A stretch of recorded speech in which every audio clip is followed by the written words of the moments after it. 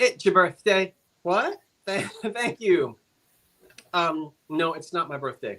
I was chatting with someone, and some of the residuals. How are we doing there? Okay. Sorry about that. So I'm live. Good evening, everyone, and welcome to the Old Curiosity Shop. I'm Scott, live from the dining room of the 1925 bungalow. My house turned 100 years old this year. I'm in a century-old house, and I never had a party. We should have a party for my house, I guess. Maybe this autumn, because it'll be 3 years since I moved in. I don't know, maybe so. But hi, everyone. Welcome to one and all. My lips got in the way of my conversation there. And so everybody's jumping in there, and I'm seeing everybody, and I'm saying hello to everybody. Welcome to Monday night. Good grief. It used to be Jack Benny on Sunday nights. Either at 8 o'clock or 9 o'clock. But it's the Old Curiosity Shop. And in case you're new here or have just stumbled upon it's every Monday night. And the first Monday and the third Monday, just me with my stuff. The second Monday, I'm always with David from Vintage Uprising, Texas. That's the Two Chaps Live Sale. And then the last Monday night of the month, if there are only 4 Mondays, I'm with my good friend Patrick, the trusty huckster, and we present the Unbreakables Live Sale when we feature things made of wood and linens and that kind of thing, ephemera, things that we steer away from breakable glass and plastic and glass and pottery.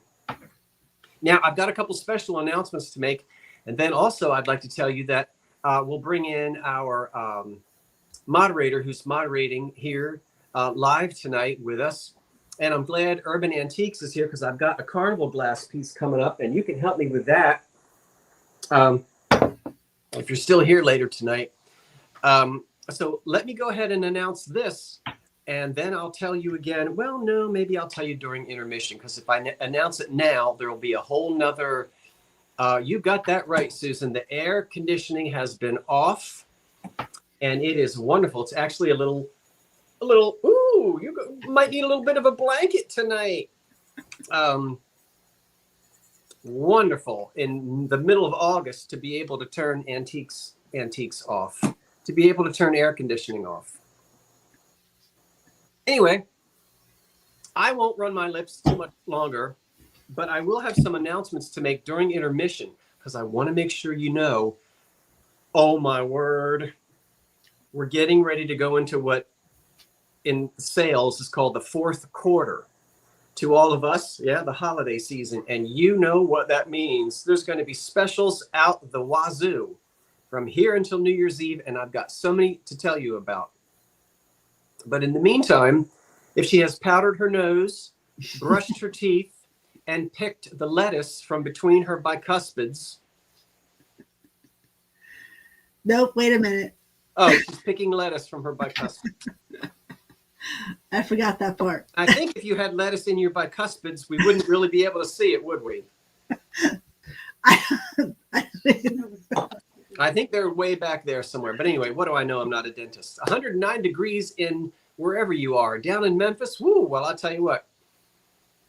It's lovely here in the Northeast.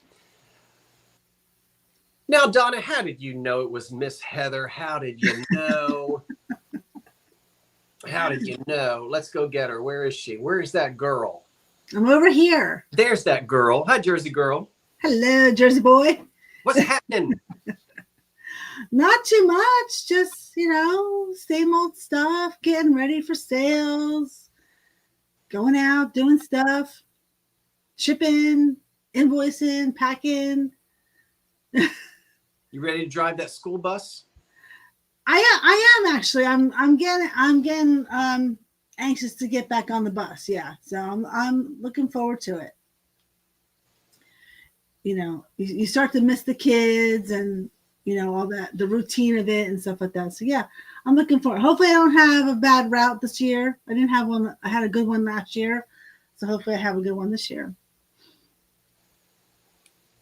So the rhythm of the season. Yeah, you're getting ready to start your. Yes. You know, 2 weeks from now is Labor Day. Yes, I know. That's crazy. Yeah, I got 2 weeks left. I don't know about everybody else, but I'm not ready to say goodbye summer.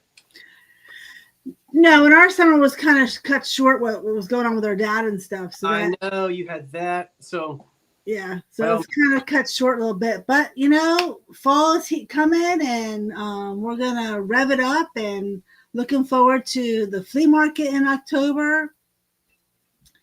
And yeah, we'll have to talk about that. We'll give some announcements during intermission, Heather. I think, yes. or we may wait to the very end to do all that announcing because I know I'm all about the business, and people are here for the sale. We're going to have a sale, and we got a lot of business to talk about. We can get that in there, but we might put that in at the end. Just give some updates. Exactly. About our schedules, some of the things I'm going to be doing, some of the things we're going to be doing together, which I'm so excited about. You alluded to the flea market. We'll tell everybody about that. Good heavens, what else can I say? Heather, I want to thank you so much for volunteering to be live with us tonight and to be doing what you're doing. You're welcome. It makes it so much easier for me, and it's more fun to have somebody live to chat with. I want to thank Karen Williams, who's also moderating from the lovely state of North Carolina. She will be calling the winners. No, she won't. She'll be putting in the starts and the stops. Heather will be calling the winners. Did I get that right? Yes, I'm ready to call the winners. Yes. That's it. And although Heather and I only live a short distance from each other, we're in the same state. No, wait a minute. Well, we are in the same state, yeah. No, we got that wrong. You're putting in the start and the stop. No. And Karen is calling the winner. No. Oh, okay. That's right. You're right. You are right. You're gonna have now. Karen's gonna yell at you now. Well, you are correct. I was incorrect, and so you know what you get, Miss Revive It, sister. I promise I'm not going to be annoying with that. Good, because I would be. Not until I get to. She's yelling at you. No. I see her. We straighten it out, Karen. Yeah. Not until I get to annoy Dee in the back seat of that. Oh my gosh. You're going to bring that with you? You bet I am. That and my whoopee cushion. She's going to hit you over the head with it. Well, you know what? Bring it on, Miss Niagara Falls. I'm ready for you. One of these days we're gonna go pick up Dee and bring her over here. I've told her she can stay here in the guest room, but she doesn't drive on highways, so she's got to fly or take the train. She took the train once and she said she's never going to do that again. So we're gonna go pick her up. You're going all the way to Niagara Falls again. Okay. Hey, if I get an idea in my head in this nice weather, and I don't mind driving, I'll go. Okay. Well, I like it. I like a good road trip. Well, we could rent a fancy convertible or a Volkswagen bus or something and really have fun with it. Yeah. Force it all the way up. Mm-hmm. Oh, yeah. Definitely. I don't know that we can afford to stay in 5-star hotels, but I know how to pitch a tent. Yeah. Shane just gave me the look like, sure. Oh, we're going to pitch a tent on the side of the road. I didn't say anything about the side of the road. We'll find a nice Walmart to pull into and park there for the night. We don't need a place to stay in Niagara. We need some place to stay during the 20-hour drive up there. Well, you know what? We have how many people are here tonight? How many people are here? I don't know. We can find people along the way to say we'll just drop on in. Yes. We could we have pirate ship. We know where they live. I can say, okay, here's this person here. Here's that person. And we can ask them to be the opposite of a youth hostel. We can ask them to be a non-hostel hostel for us.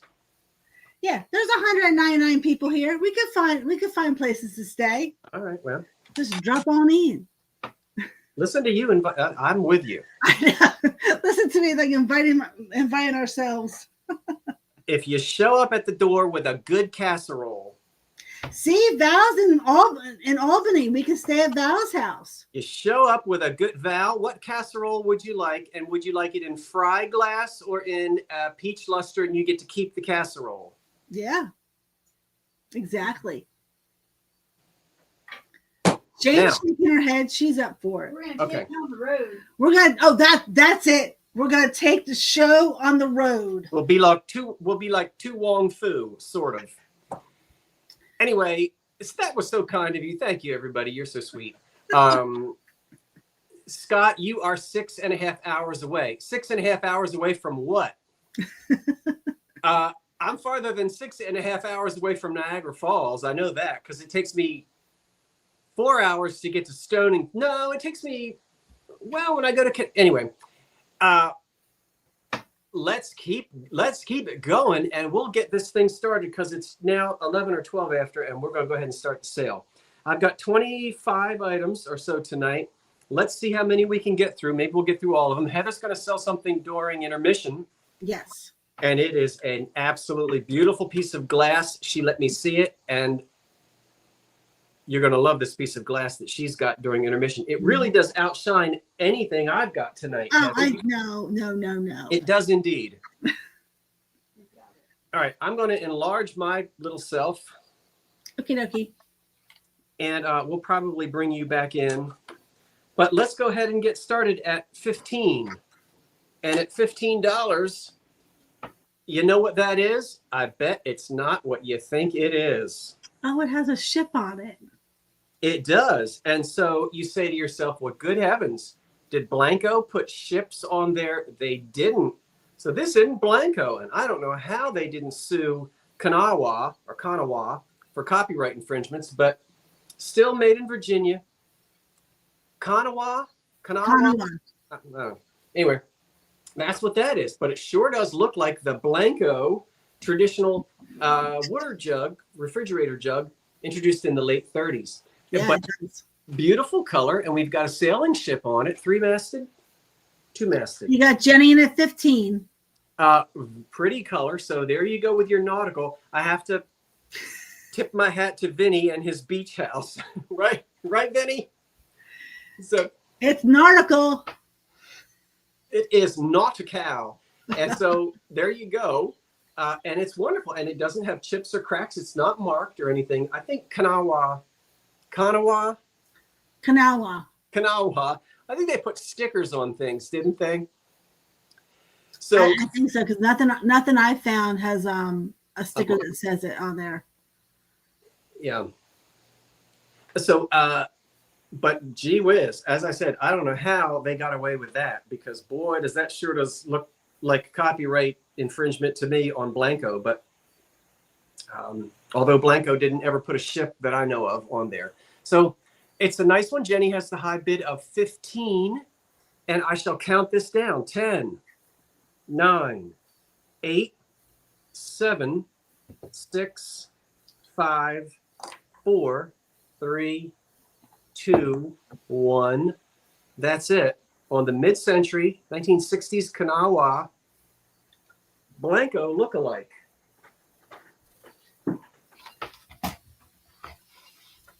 And we'll have Heather tell us who our winner is on it when after the stop goes in, and the stop is in. All right, that's going to Jenny Mac for 21. Jenny, thank you. I appreciate that, and I hope you're doing well. Thank you so much for your bid on that. Next up at $16. No. Yes. Sorry, Karen. Next up at $16. This is not something I see every day, and it's not something I see every other day. Look at those. These are little beer mugs. Okay. And from the 40s. And these are Anchor Hocking. Now, you know, Hocking didn't mark everything unless it was Fire King, then it would be marked. So there's no, this is before the anchor and the anchor Hocking logo. Yeah, which they did sometime in the 60s, I think. But they would put Fire King if it was oven glass. These are these little optic mugs, paneled optic mugs with the paint on them and handles, and I love them. I mean, for beer, I'm not a beer drinker, but good heavens, you know, just because they're not tempered glass, there's no marking under here for Fire King. Don't go pouring boiling hot coffee in these. These were really meant for cold beverages, but if your beverages aren't boiling hot, yeah. And it also helps to heat the glass first. Pour hot water in it to warm it up. And I know everybody says, well, put a spoon in it first. Yes, but that doesn't always work. I've put spoons in things, poured hot water in it, and crack, boom, bam, there they go. Yes. So Marianne's at 17. Not always, that doesn't always work. Now, by the way, you may notice I've got two of these, a pair. We've got a theme tonight. Now, I don't know if you saw my preview that I put out about 2 hours ago, but the theme tonight for many pieces is a pear is better than a peach. And I love a peach, but I had to think of something clever. So we're going to have pairs of lots of things tonight. And I love these, just classic 1940s anchor Hocking, and I just don't ever find these mugs. Let's count them down. Very cool. Any questions from anybody? You got Marianne at 17. Apple cider, root beer. Root beer float would be very good in those, Roxanne said. And they're small. They're only, 4 inches tall. 6 or 8 ounces. Pretty wide. Very nice. We'll count them down. Marianne has the high bid of 17. And Marianne, remember, if you win, you got to tell me which Marianne you are. I've got 3 Mariannes that spell their name the same way, and they're just called Marianne. So if you win, I still need you to write to me and say, I am this particular Marianne, because otherwise I won't know which Marianne you are. 10, 9, 8. You get both of them. 6, 5, 4, 3, 2, 1. That's it. Yeah, so where is the shark shirt? I took it off and changed clothing. It's in the washing machine. What's so funny? Nothing. Oh. Oh, and Robert, I apologize. I never invoiced you for the thing that you want, but I know that you know that, and you didn't bug me about it, and you are so wonderful, Robert and Lori.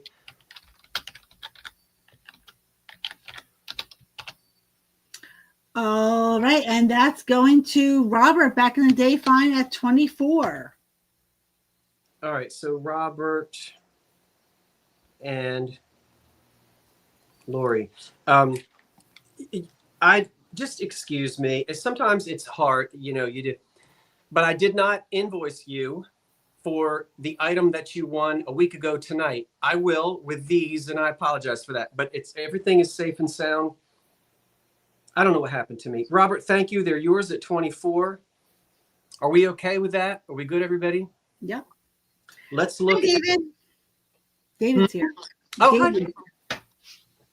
All right, let's keep the theme going of pairs of things. Speaking of David, and David doesn't need these. I've got a pair of Manhattan tumblers. There they are. And we're going to have the vases later on. There's the vases. Guess how many of these I've got? 2. 2.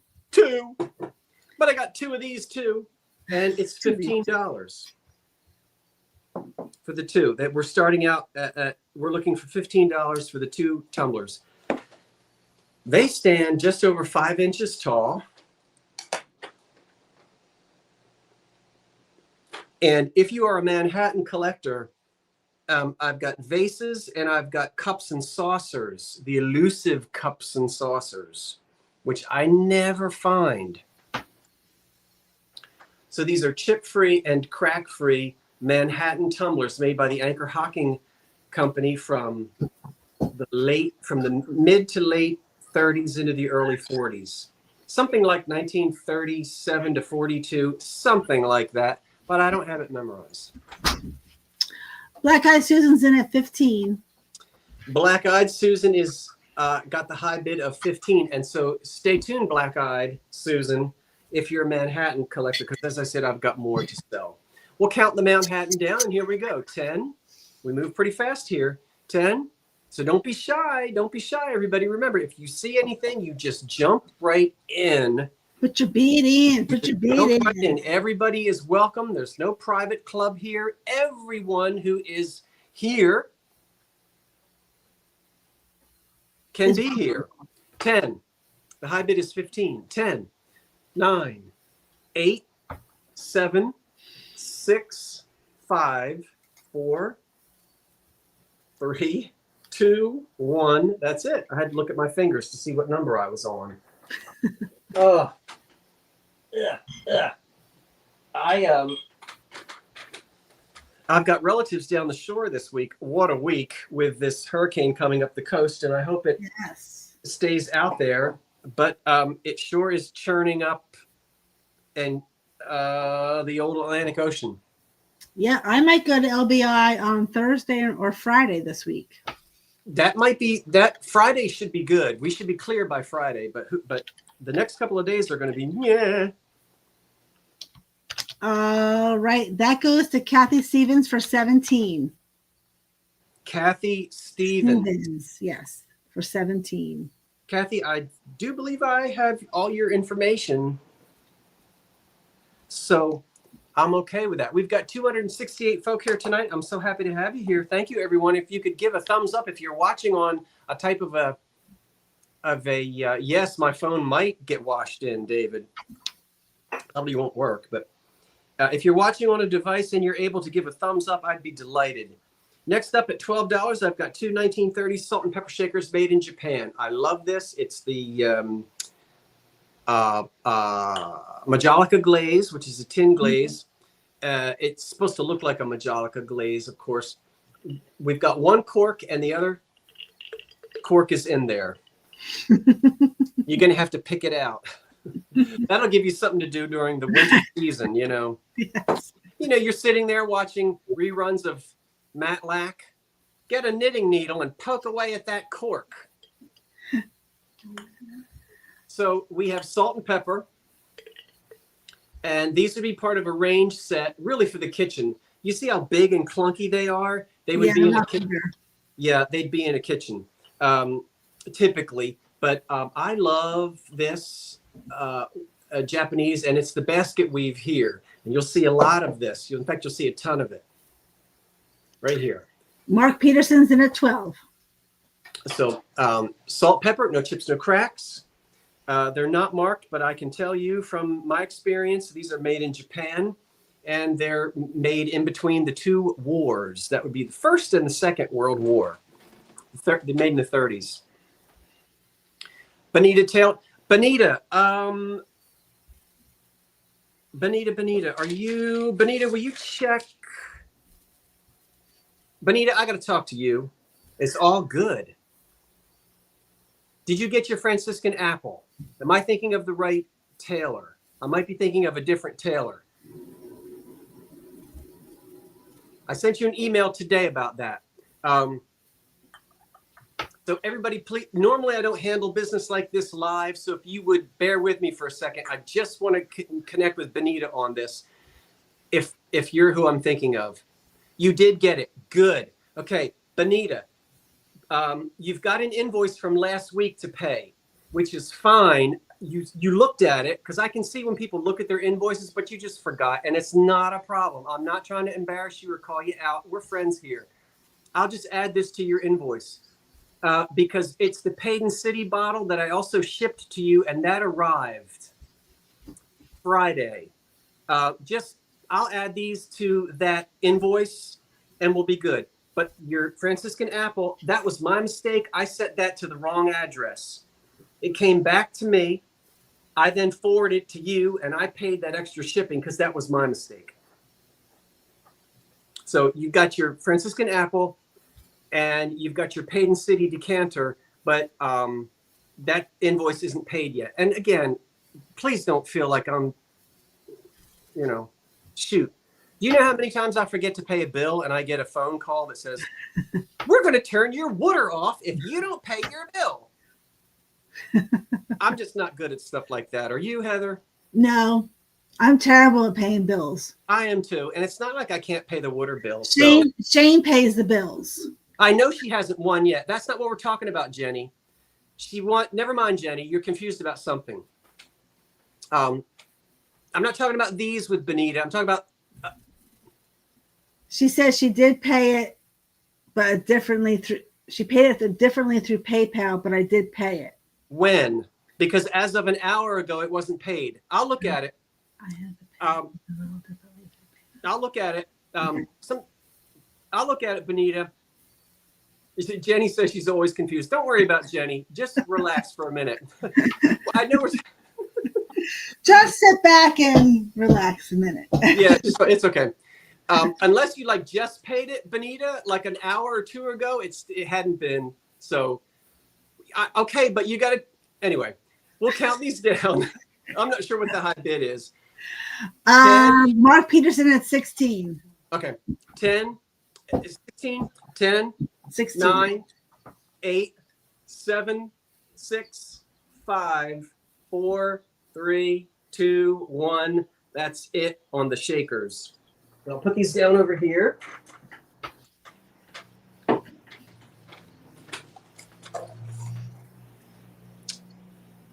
And the 1930s Japan salt and pepper shakers. Oh, there's the stop. So it's Mark Peterson at 16. Okay, 16. Mark Peterson. All right, Mark, thank you. Got it. Now look, we're going to take a break from the pairs of things for a minute. And I've got a stretch glass vase, the cutest little stretch glass vase I've ever had. $20 is where we start. Stretch glass was made. That stands 4 inches tall. And it's 4.5 inches wide across the top. Stretch glass was made predominantly in the United States. Some of it was made in just like carnival glass. Some was made in England and in Australia. But stretch glass is popular as around the same time as carnival glass, but it's not embossed. Typically with stretch, there's not embossed patterns on it. It can have an optic pattern, right? But see how this is embossed? We're going to look at this later. There you go, Urban Antiques. We're going to look at that later. You're bringing that? Oh my gosh. But fired twice, look at the iridescence and the wonderful stretch marks. And that's why we call it stretch. See those marks on there? And this has a pretty, like a champagne. Yeah. Sort of a champagne color to it. You got Eric in at 20. Well, this is going to date to about 1915 up to about 1930.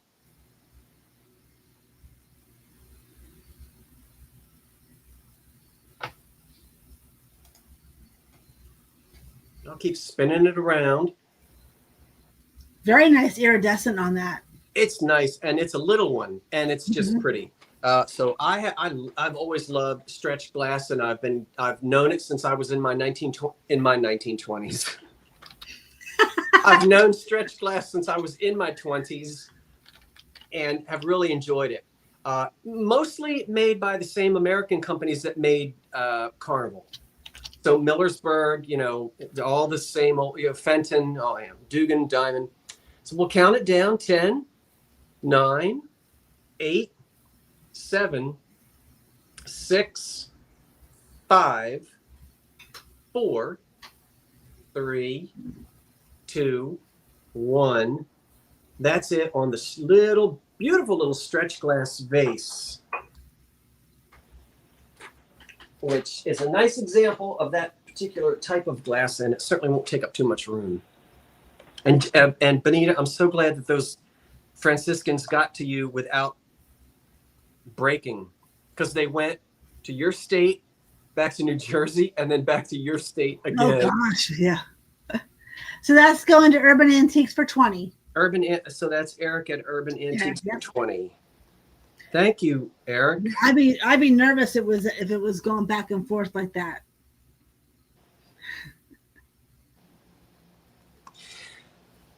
Her address changed, and you have to go into PayPal, delete the old address, put in the new one. But sometimes old addresses are saved more than once. Mm-hmm. Mm-hmm. Yeah. You know that? Yes. So you got to double check it and make sure you purged all of the duplicate old addresses. Gotcha. Yes. And when you print, you print out a label and it went to the wrong address. I was hoping it would then be forwarded. That usually happens, but it didn't. It came back to me. So I slapped a new label on it and just put it back in the mail. So stuff happens and we bounce back. So, okay. Thank you so much for that. I appreciate it. It's now 9:30 and it's 8:30. Time flew there. It did. How about, let's go back to the pears. At $20 from the 1950s, these are probably Imperial rather than Westmoreland. And I showed these earlier. I've got two milk glass vase candle holders. They're glass. They start at $20. Here's the other one, and I'll show them up close to you. Just give me a second. They stand 7.5 inches tall. Now, they're unmarked because remember, Imperial didn't start putting the I and the G on their glass until sometime in the 60s, I believe it is. Oh. I don't have it memorized. We've all seen the I and the G. Urban Antiques can probably tell you, because when you see a piece of carnival glass with an IG, what does that tell you? It's not the 1910 carnival, but it's earlier. Drops from the 60s and 60s. Yeah. Gotcha. So these are not marked, but I think they're probably Imperial. And typically you got some little naked person eating grapes. I mean, what would we do without nude people eating grapes? The world would stop. I mean, I have to admit, Heather, I have sat around the house eating grapes in the nude. I really don't know about you. No, I can definitely say I've not sat around eating grapes in the nude. Definitely not. Well, you could be not with 4 teenage boys in the house. You could be immortalized on, and look, he's shoving them in his mouth. Look at that. That little thing, he is shoving those grapes up in that mouth. You see it? Yes, I see it. And dropping them all over the floor? Don't show that up close. What? Don't put that half up close. Well, at least there's a little hiney. We only see a little hint of it. Okay, thank you very much. You know that relative that comes over at Thanksgiving that always seems to get on your nerves? You just turn the little hiney candlestick in their direction. There you go. That. Look at that hiney all day long. Ha, ha, ha. None of us can unsee what? Me eating grapes in the nude? Karen Williams, I'll have you know, I think we should change the subject. Your sister used to shoot grapes at each other, spitting them through your mouths like a cat. Oh, yeah, because sometimes when you get a grape and they're, you can shoot them back in your mouth, like and go, like suck it back in your throat. But you gotta be careful because that's a huge choking hazard. So has anybody bid on these? Did anyone bid on them? No. No. No one wants the hiney candlesticks. It's a cute hiney. It's a cute little hiney.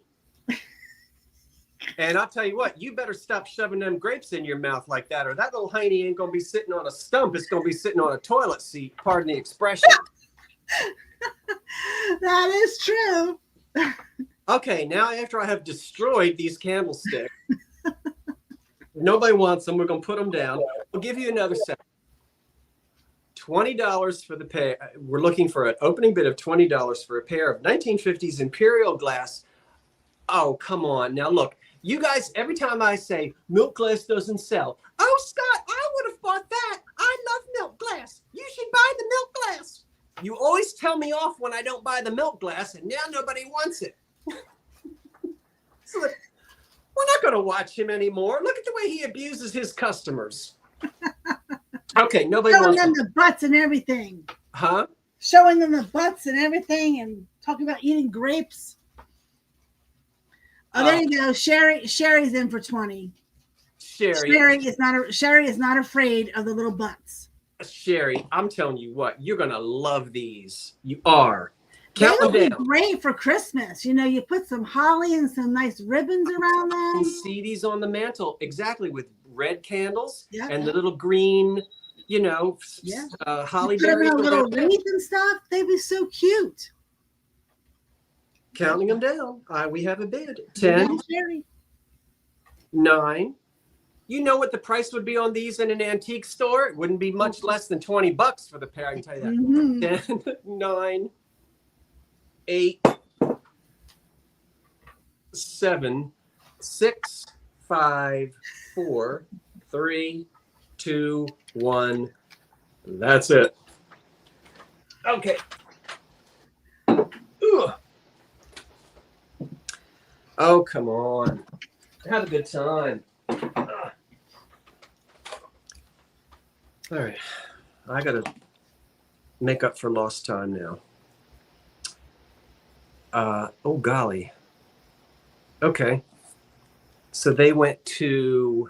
They're going to Sandra Garcia for 25. All right. Thank you, Sandra Garcia. I hope you're doing well as well. And Sherry, thank you. Thank you for your bid. Thank you, everyone, for letting us have a little bit of levity and just enjoying ourselves. Okay, Mr. Urban Antiques, you correct me. You are extremely knowledgeable with this type of glass. You have more knowledge than I do. And if I get this wrong, then you teach me, please. I love learning from people who know what they're talking about. And Eric, you do. If you'll give me a moment, everybody. Mm-hmm. Huh? This is the Imperial glass windmill pitcher.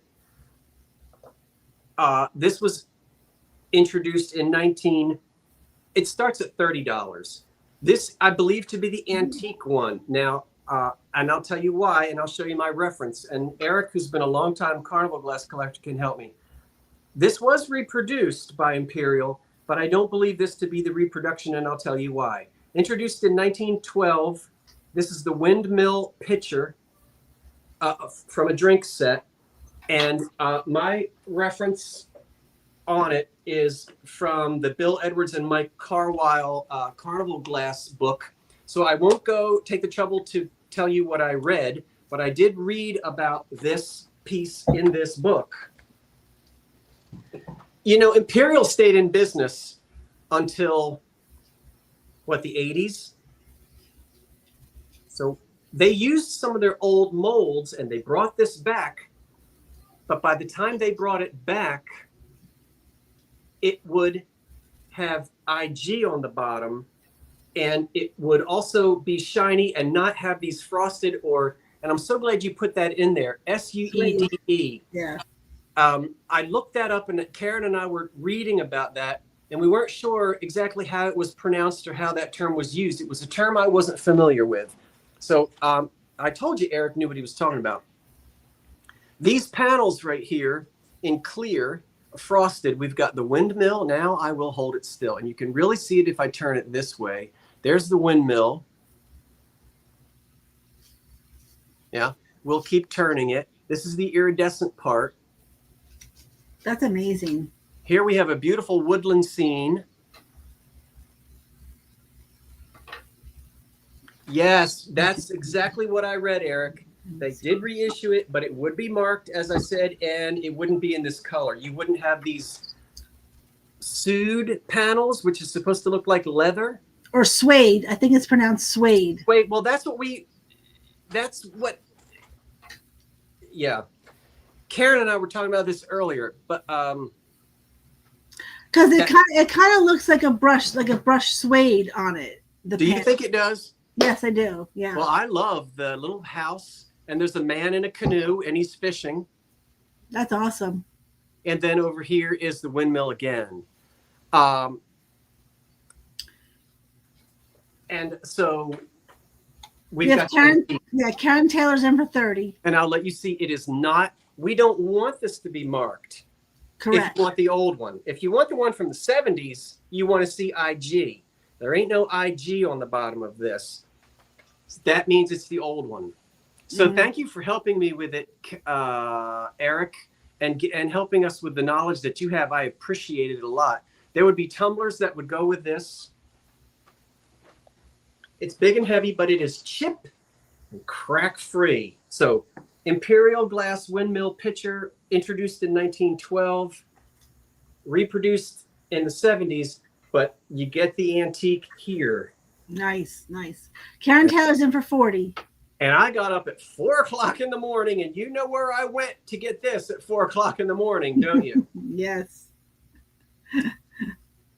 You got to drive an hour and then wait to get in and then walk around with a flashlight when the sun comes up. That's how you sounds like fun. It's fun when you're shopping, not when you're sitting there wondering if you're going to get in or not. Right.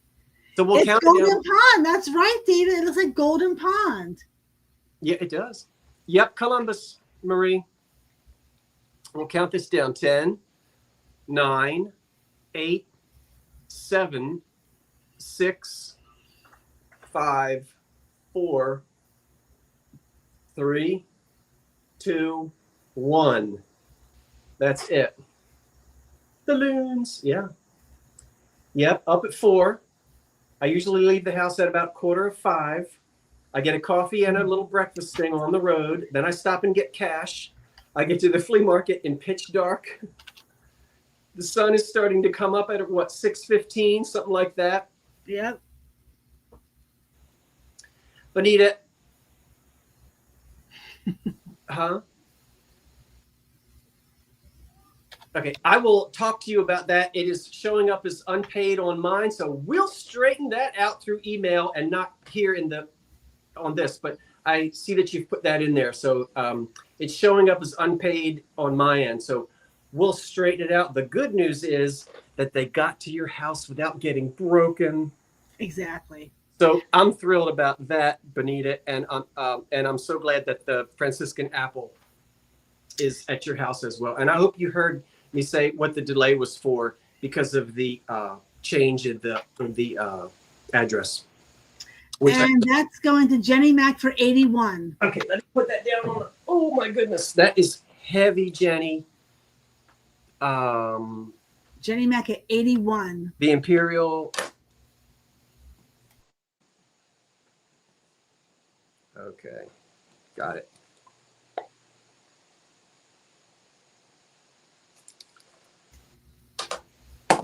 Yeah, that's amazing. I love windmills too. Let me back up for 1 second.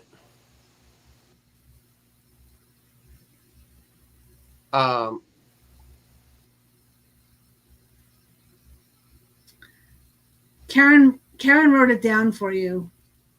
Wrote what down for me? What Bonita said. Oh, she doesn't have to. I have it. It's okay. Thank you, Karen. I appreciate that. I got it. And Karen and I have each other's emails. I mean, Bonita and I have each other's emails, so we'll straighten it out. Don't worry, I don't buy the same stuff you do. Me? I bet you do. Buy some of the same stuff I do. Two Ivy bowls. Oh, starting at 24, I've got a pair. Not one, but 2. Look. There's one. These are chip and crack free, and they start at $24, but you're going to get both of them. So they're ivy bowls, footed, stemmed glass. And they have ruby and then a frosted, this isn't cut to clear, but it's a frosted flower on the front. Mhm. Yeah, they both start at 24, and it's a pair of them. I'm pulling them back so they can both be seen. And I know there's a shadow on my face now, but who cares what I look like? No Are they crack. flashed? Are they flashed? They stand 8 inches. They stand 8 inches tall. This is ruby flashed. Mhm. It is not cut to clear. It is frosted on there. And it's beautiful. They may have, sometimes when they make these, there would be a wax or something put on it so that when it was flashed with the ruby, it wouldn't stick to that particular spot. I'll turn it this way and let you see how pretty. It has a crimped top. It's got the ruby all the way around. And Florida Golden Girls in for 50. This is for the pair of them. They are clean. They're not cloudy. You do need to put some soap and water in there and get one of those sponges that'll really go around, because there's a little bit of dirt inside, but it's dirt that will come off. It's not cloudy. It's not cloudy dirt, anyone who's interested. This one is completely clean. This one I just didn't clean enough on the inside. But isn't it great to have like pairs of anything? Yeah, especially those. You definitely need that in a pair. Yeah, it's very light glass, very thin glass, and very pretty. Good grief. So we'll count these down. 10, 9, 8, 7, 6, 5, 4, 3, 2, 1. That's it on those. Oh dear. And let me put these way over here because I don't want them to get broken. Well, I don't want anything to get broken. That sounded funny, didn't it?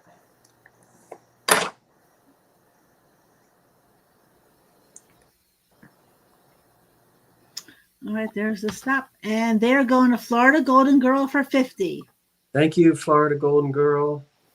Thank you so much. Florida Golden Girl. Thank you, Florida. I appreciate it a lot. 1940 biscuit jar painted. Okay, this starts at $24. I love this thing. And it is not possible for me to tell because I wasn't there. I don't know if this was factory done or if someone did this. It starts at $24. It's from the 40s, and it's a cookie jar. Now, this is not chipped or cracked. There are some chips on the lid, just a few. It is completely unmarked on the bottom, completely. And I'll let you see the inside. It is crockery, you know? Mm-hmm. It's clean, too. It's very 1940s. And you say, well, how do you know it's 1940s? Study the 40s. You will see wallpaper. You will see tea towels. You will see decals on porcelain, on kitchenware in this design, with this type of a design. This may have been something that a person actually hand painted at home. There were lots of magazines, home craft magazines that would teach women usually how to do work like this at home. Somebody may have decided to decorate it themselves, or this may have been done in a decorating room. I don't know for sure. What I do know is it's in great condition, other than the little chips on the lid. But just imagine somebody trying to steal cookies. And try not to make the lid You know, when the mama is asleep. Anyway, don't let the lid bang. take a look at how it's painted. I love it. I just love this. I could not find any examples anywhere with this exact same decoration, which might lead me to believe that someone decorated this and hand painted it for their own kitchen. But the design, nice job. Yeah, nice job. They did. And the design on it just yells to us through the decades. Mhm. So 1938, 1944, it's right in that late 30s into the 40s. And Justine is in for 26.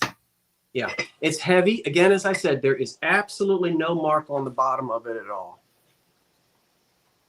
So I love this thing, and I forget where I got it. And I thought about keeping it, but my kitchen really is not a 40s kitchen. It's mostly decorated in the 20s and 30s. And so I decided this should go to somebody who really enjoys the look of the 40s of a vintage mid-century era kitchen. Yeah, it's very cheery. It's very cheery, Laura. You're right. And you know you've seen wallpaper and tea towels with this pattern all over it. Sure, yeah. We'll count it down. 10, 9, 8, 7, 6, 5, 4, 3, 2, 1. That's it. On that. Ooh. No, you stay there. Don't move.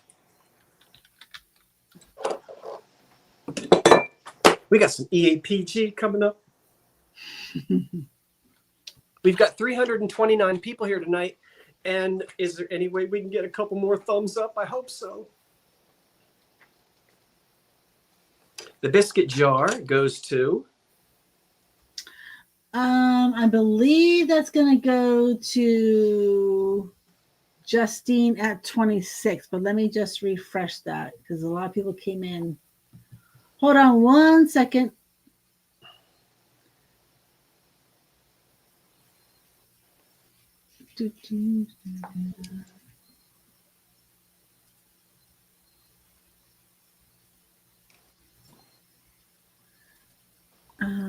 Yep, Carmen was after. So that's going to Justine for 26. And what would Justine's last name be? Jan Sawinski. Janice Snewski. Is that Justine Yes. from up in Boston? Gotcha. Yes, the Boston Justine. Yes. Thank you, Justine. I knew. Sorry, Carmen. What? I said sorry, Carmen. She was right after the sold. Oh, hi, Carmen. Carmen, I'm still glowing from the concert. I hope you are too. And Heather. I hope everyone watched your video. It was an amazing video. Well, we'll talk a little bit about that at the end. And I appreciate you being there. That was so special for you to be there as well. Mm-hmm. Heather, Justine Janice Newski. Sorry, I messed it up. But that's yours at 26. Oh my goodness, the Imperial pitcher. I put that in the wrong spot. No worries. 81, and that was Jenny Mac. So now I've got to take this out. And let's see what's going to happen here. At $25, I've got two matching EA Early American Pattern Glass composts. Did I say matching? I hope I did. Janice Zuski, got it. And these are a matching pair. See? And not only that, so we're going to say we're starting at $25 for the pair of these. We're going to really be talking about the Imperial Glass Company tonight because that's who made these. And guess what year they were introduced to the public? 1868. No. 1906. 1906. Now, this is line number 302, also known as Dixie Belle. Dixie Belle. But the pattern itself was not called Dixie Belle by the Imperial Glass Company in 1906. It was simply called mold number or line number 302. So introduced in 1906 by Imperial, and that's the reason why they're not marked with an I and a G on the bottom. Gotcha. You don't want that on the old. But take a look at them. I love matching pairs of anything. These are 5 inches tall, and they're 6 inches across. Just think of all the wonderful things you're going to do with them during the upcoming holiday season with a matching pair. No chips, no cracks. Take a look inside. You'll see they're both the same. I didn't really tell you that we were going to have a whole lot of EAPG tonight, but we do here.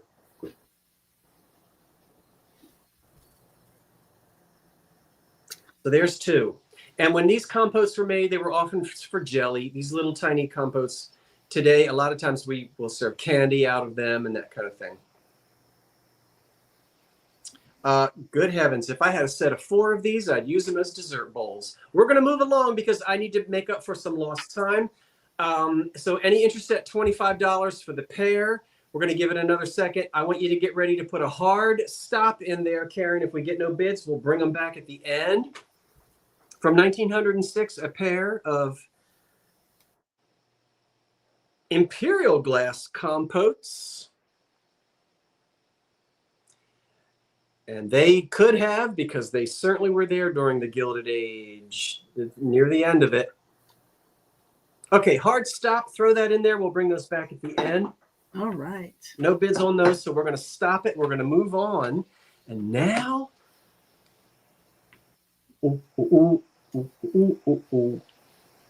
who's pulling up out in front of my house? Not me. I'm over here. Oh, you're here. Starting at $25, I've got an iron door stop, and it is wonderful. Look at that cast iron door stop. Oh, nice. Starts at $25. It is unmarked. First of all, I'll let you see the bottom of it. Look at that old green paint. Look at the back of it. Look at that old green paint. That's some green paint. And now we'll look at the front of it.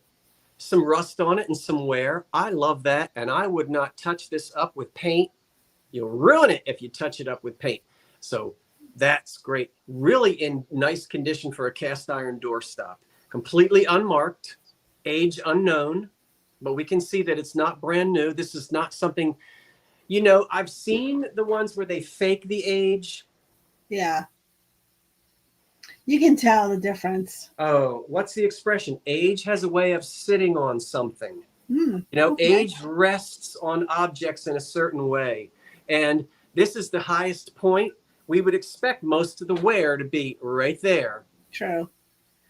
You have Jenny making it 25. When people are faking these, they don't think about that. They scuff the whole thing up. But what would have the most damage? This spot here, because when it falls over, or when something hits it, it's going to touch right there. Yeah, and that's exactly where you expect most of the wear to be. We'll count this. Tulips. It's tulips. Jenny likes tulips. She likes what? She likes tulips. She does. That's what those are. Those are tulips. I like them too. Shane likes them too. Well, we're going to count it down. There you go. 10. The high bid right now is 25. 10, 9, 8, 7, 6, 5, 4, 3, 2, 1. That's it. Heather, I'm going to sell one more item, and then you have the floor to sell your lovely piece of glass for our intermission break.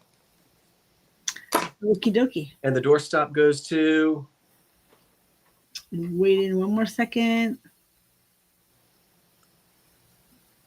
That is going to Jenny Mac for 25. Thank you, Jenny. I appreciate that. Okay, let's do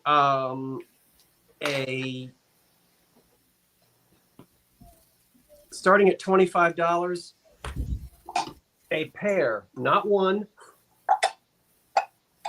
Obviously, a pair isn't one. Duh. Not one, but 2 Fenton lotus bowls in really red. I'm not going to say amberina. There's a touch. This one has a touch more amberina than this one. But remember, Fenton is all handmade glass. They don't all come out looking exactly the same. Mm-hmm. There can be color variations. But no chips or cracks, no candle holders with these, but both of the bowls. $25. There's one. And as you'll notice, much more here in the lighter amberina color, just at the base, where you don't see quite as much of it on this one. A hint Oh of it. yeah. That's neat. Just a hint. But both made by Fenton. What you see here is a huge crack that runs up. No, it's not. The mold line. The mold line. No crack on these. And no chips. So Fenton made these in just about every color that Fenton had. I've seen them in jadeite, black, blue, red. What colors have you seen them in, Heather? Black and red.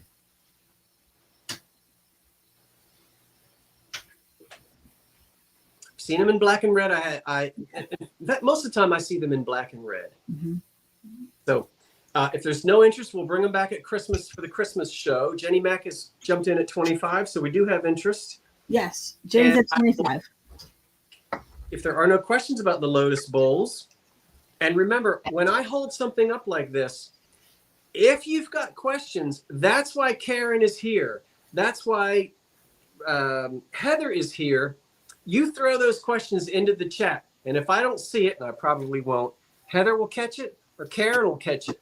I'd rather you ask questions initially rather than to miss out on something.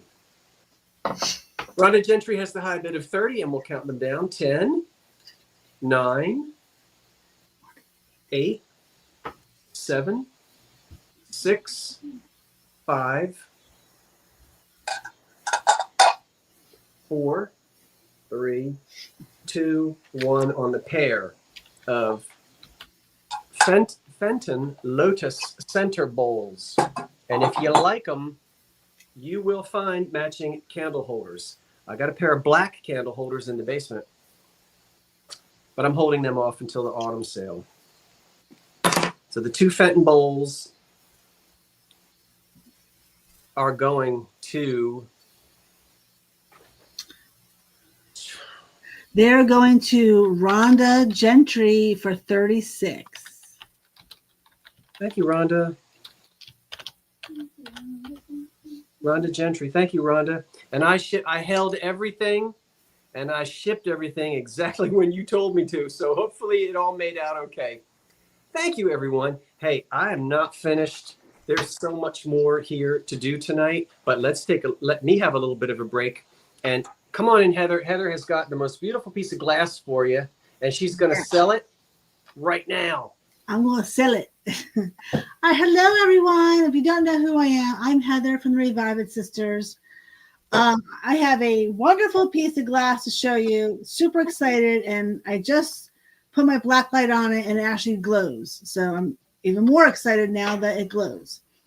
So this is a gorgeous footed urn. It's a urn. I love how my lips go urn when I do that. It's a footed urn with a lid, and it is the Waterford Ruby Red by Westmoreland. And Karen, I'm going to start at $18, please. $18, please. So it is the gorgeous Waterford Ruby Red in the Waterford pattern. It is 12.5 inches tall. And it is absolutely gorgeous. There are no chips or cracks. There's one, so the red is flashed on, and there's one tiny scratch right here where you can kind of see where the red has come off. But that is it. There's no chips, no cracks on this at all. It's an absolutely gorgeous condition. Even on the bottom, it is a beautiful red color.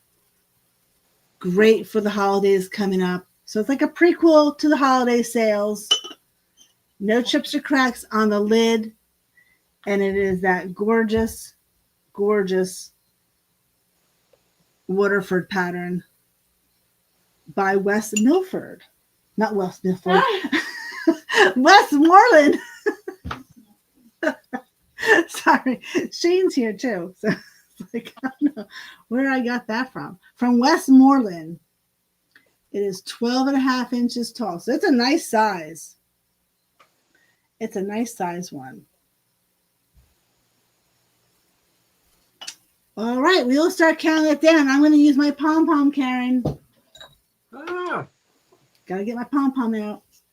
All right, I see Sandra in at 35. I'm going to start counting this down. Here we go. 15, 14, 13, 12, 11, 10, 9, 8, 7, 6, 5. Fair warning. 4, 3, 2, 1, and sold.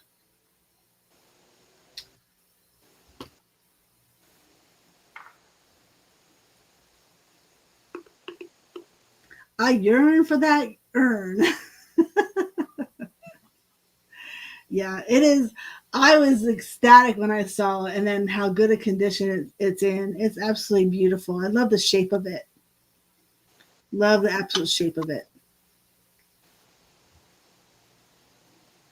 All right, and I see the stop, and that's going to Jenny Mack for 68. Thank you so much, Jenny. Thank you, everyone who bid on that. Thank you. That was so pretty. Yes, thank you. I've always been a fan of that pattern, and thank you for bringing it tonight, Heather. And well, thank you for letting me bring it. Thank you, everyone, for bidding on that. That was amazing. Thank you.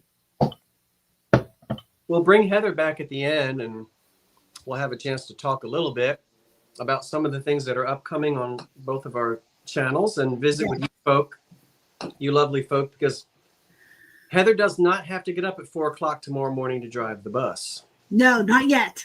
Not yet. Something a little bit different, starting at $23, and I was going to hold these until the autumn sale. I'm going to tell you about the autumn sale at 10 o'clock. But starting at $23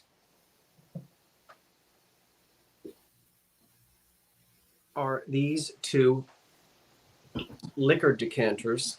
Ooh, nice. And these are made in the USA. And I'll come in and show you that one says Scotch.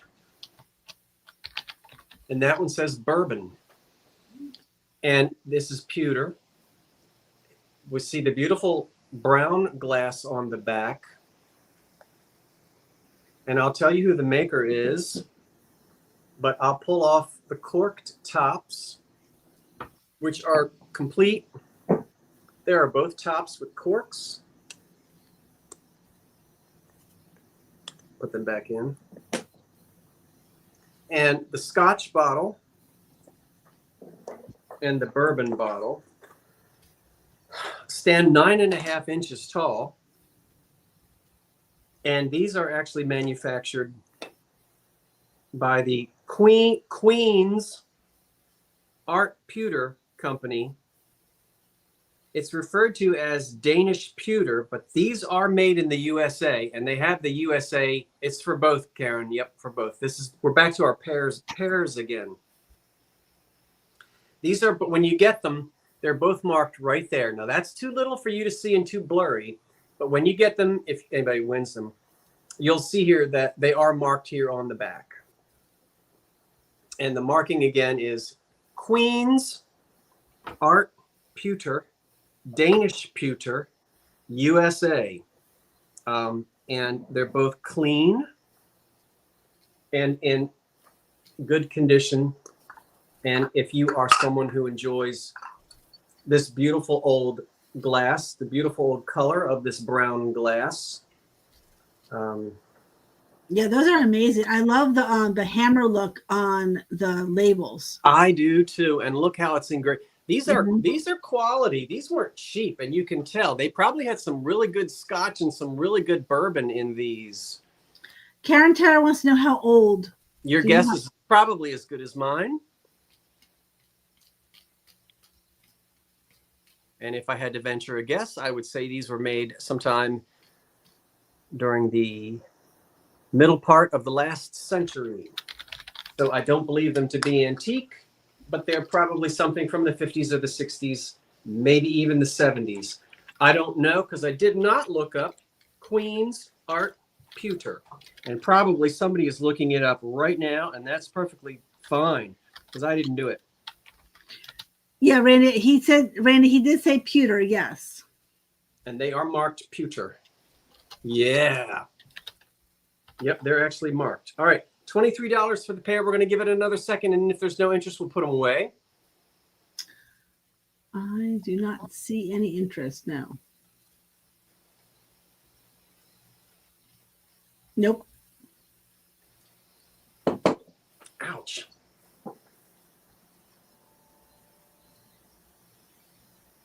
Patsy has the high bid of 23. There you go. And we'll count the 2 bottles down. Ready, Patsy? We're going to count them down.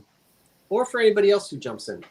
10, 9, 8, 7, 6, 5, 4, 3, 2, 1. That's it. On these,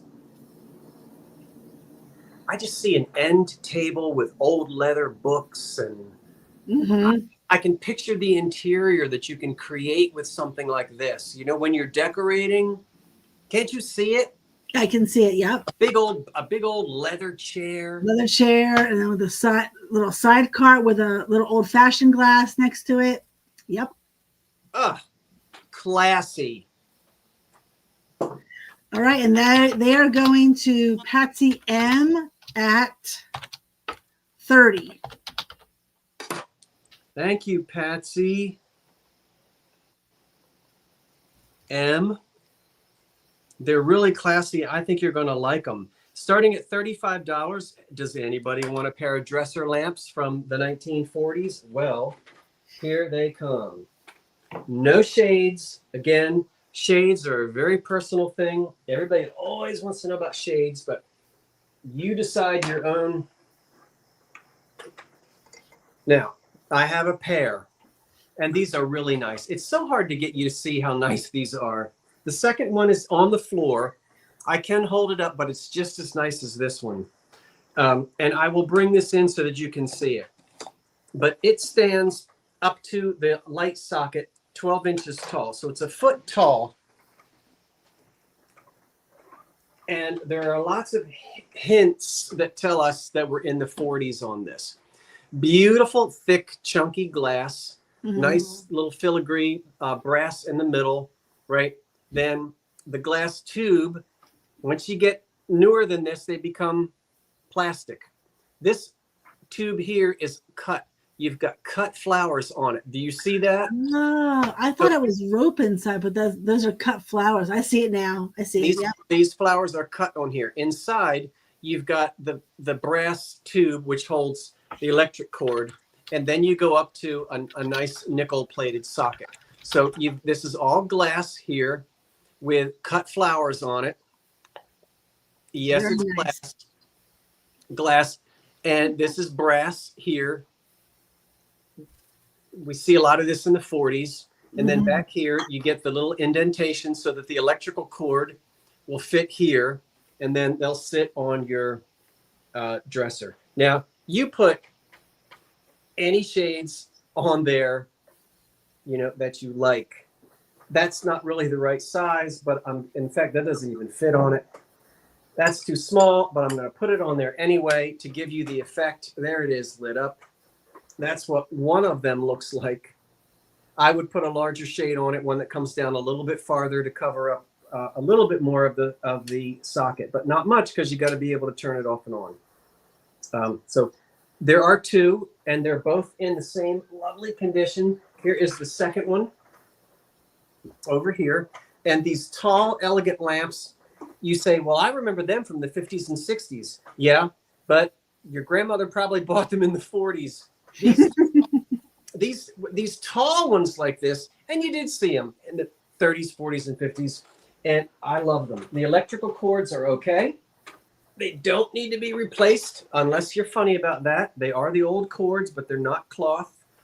That's what it looks like with a little bit of a larger shade, sort of covering up the socket. And if we have no lamp, folks, if we have no interest in the electric lamps tonight, we'll put these aside and bring them back, maybe in a drop sale or in another sale. So we'll give it another second and put this lampshade out of the way. Now you stay right there. Don't fall off the table. And I see Patsy at 35. This is for the pair of lamps, the pair. So no light bulbs, no shades. That's easy for any of you to do. And then they can also be, oh, come on. They would be nice on a mantle, Judy. Yes, they would. They would be lovely on a mantle. These were made for a bedroom. They are typically bed boudoir lamps, but we don't have to follow rules, do we? Speed limit, yeah. But the lamp police aren't coming to your house and telling you what to do with your lamps. They're knocking on the door. You have with that lamp in a different spot. 10, and they're not chipped, and they're clean and ready to go. 10, 9, 8, 7, 6, 5, 4, 3, 2, 1. That's it on the dresser lamps. The pair from the 40s. Okay.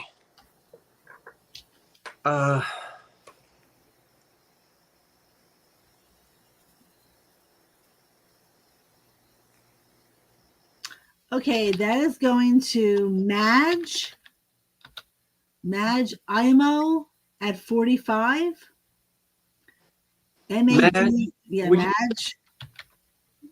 Oh, we have a new, I don't know that name. Welcome, Madge. Wait.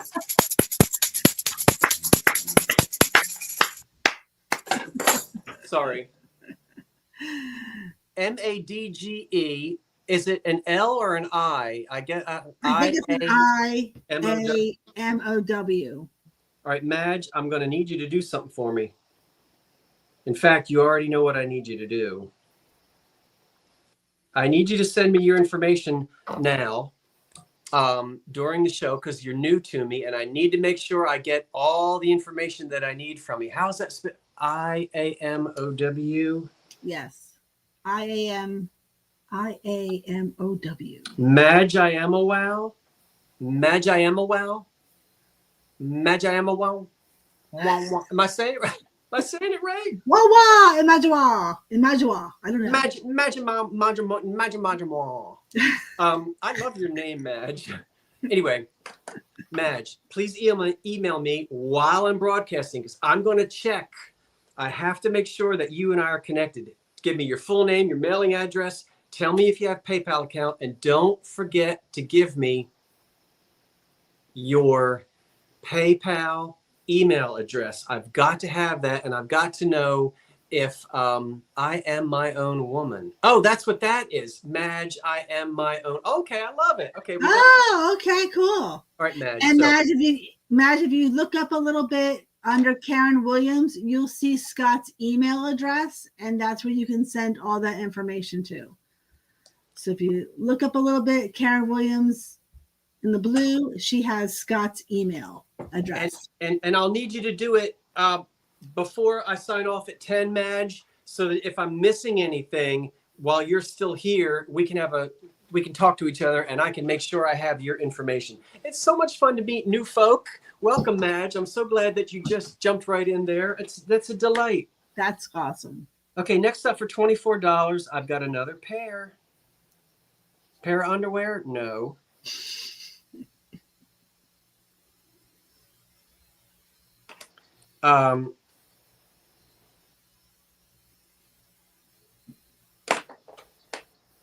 Okay, these. And there's something really great about these. $24, a matching pair. And guess what? These are not pictured in the early American pattern glass database. Uh-oh, So nice. Aaron and I are going to be photographing. I'm going to be sending photographs of these to Karen, and she's going to make sure that these become a part of the database. So let me tell you what they are. Imperial Glass. We're really cheering up Imperial Glass Company. You don't get one, you get two, and they are matching. Oh my goodness. Now let's have a conversation. These were introduced in 1909 by the Imperial Glass Company, and it is line number or mold number 343. Now collectors will refer to this sometimes as Blaze, B-L-A-Z-E, as the name of the pattern, but Imperial didn't call it that. And Karen Taylor in at 50. The neat thing is when I went on the database and I looked these up myself on the database, I found them. There are only 5 photographs, and they don't have this shape. They have round bowls. They have bowls with some gilding around the edges that are a different shape. Imperial even made these with iridescence. That doesn't make it carnival glass, because remember, just because glass has iridescence, it doesn't mean it's carnival. That piece of stretch glass we looked at earlier, that's got iridescence on it. That's not carnival glass. So anyway, I'm getting off. These sort of rectangular little serving bowls, they don't have pictures of these in the database. So whoever wins these in the next few days, Karen and I are going to be photographing them, or I'm going to photograph them, send the pictures to Karen, and Karen will see that they get properly listed on the database, which is the place to go to learn. But don't think you can just go to that database quickly. You've really got to know your stuff. And Karen knows that website in and out. She's on that site for hours every day. Can you serve something hot in them? I would not put anything extremely hot in it. I would put warm mashed potatoes or green beans in it, but I would be careful. I would not put extremely hot items in it. Karen, if you want to jump in there and say anything about it, because you know, you're not going to put these down into a sink of hot water. Right, right. Yes, you did, Melody. I sold a piece of stretch glass earlier. That's what we were talking about. And Karen Taylor still has the high bid of 50. Now this can take, you know, I put these in a sink in pretty warm water. It's fine. So, you know, you don't serve boiling hot mashed potatoes, you know, right? I don't think you do. So. Yeah. She said, no, I wouldn't. Who said no and I wouldn't what? Karen, she would not put anything really hot in those. No, that's exactly what we're saying. You don't want to put hot. Look, they went into my sink, which was hot, and they didn't break, but it wasn't, the water wasn't too hot, right? It wasn't boiling hot. And mashed potatoes and things, I wouldn't take it right out of the steaming oven because you might crack it. Right, right. And you'll see when they advertise these, you'll see often that they were used for they would put salad. And today we all think of like green salad, but there were so many different congealed salads and different salads that were served in these days that best to steer clear from anything that would be too hot. Warm, not a problem. So these two pieces now, I guess I'll give you the measurement and then we'll count them down because I've already told you who made them and when they were made. They're 10, they measure 10 by 6.5. I couldn't believe it when I found the pair of them. That's awesome. By 4.5. 2 matching pieces introduced on the market 1909. Count them down. 10, 9, no chips, not a chip. 10, 9, 8, 7, 6, 5, 4, 3, 2, 1. That's it. And I just noticed a straw mark. And this is a wonderful time. Wonderful, wonderful time. That right there, which someone may say, oh, it's got a crack. Now, I want to tell you the reason why I know that is not a crack. If I can take my fingernail and go over it, and it's smooth, but I can hear a click, and my fingernail actually can go down in, that's not a crack, because a crack won't do that. That's a straw mark. End of sentence. So anyway, that is a straw mark right there, which is inherent in glass. And as I'm running my finger over it, do you hear it clicking? Mm-hmm. That's because my nail is actually going down in that little spot. A crack would not be open like that. Really? Okay. No, it's a straw mark. Okay. So we'll count these down. You did. Oh, we have a winner. Oh, I'm sorry. Okay. See, this is why I need helpers. So that's going to Karen Taylor for 80. Now, Karen, let me find you. Karen, I know you know the difference between a crack and a stretch mark. You know me. If it were cracked, I would tell you. And I've got an item coming up that's cracked. Oh. Yep. So I'm sorry again. They went to Karen Taylor. Karen Taylor for 80. A straw mark is part of the glass making process, Karen says. That is correct.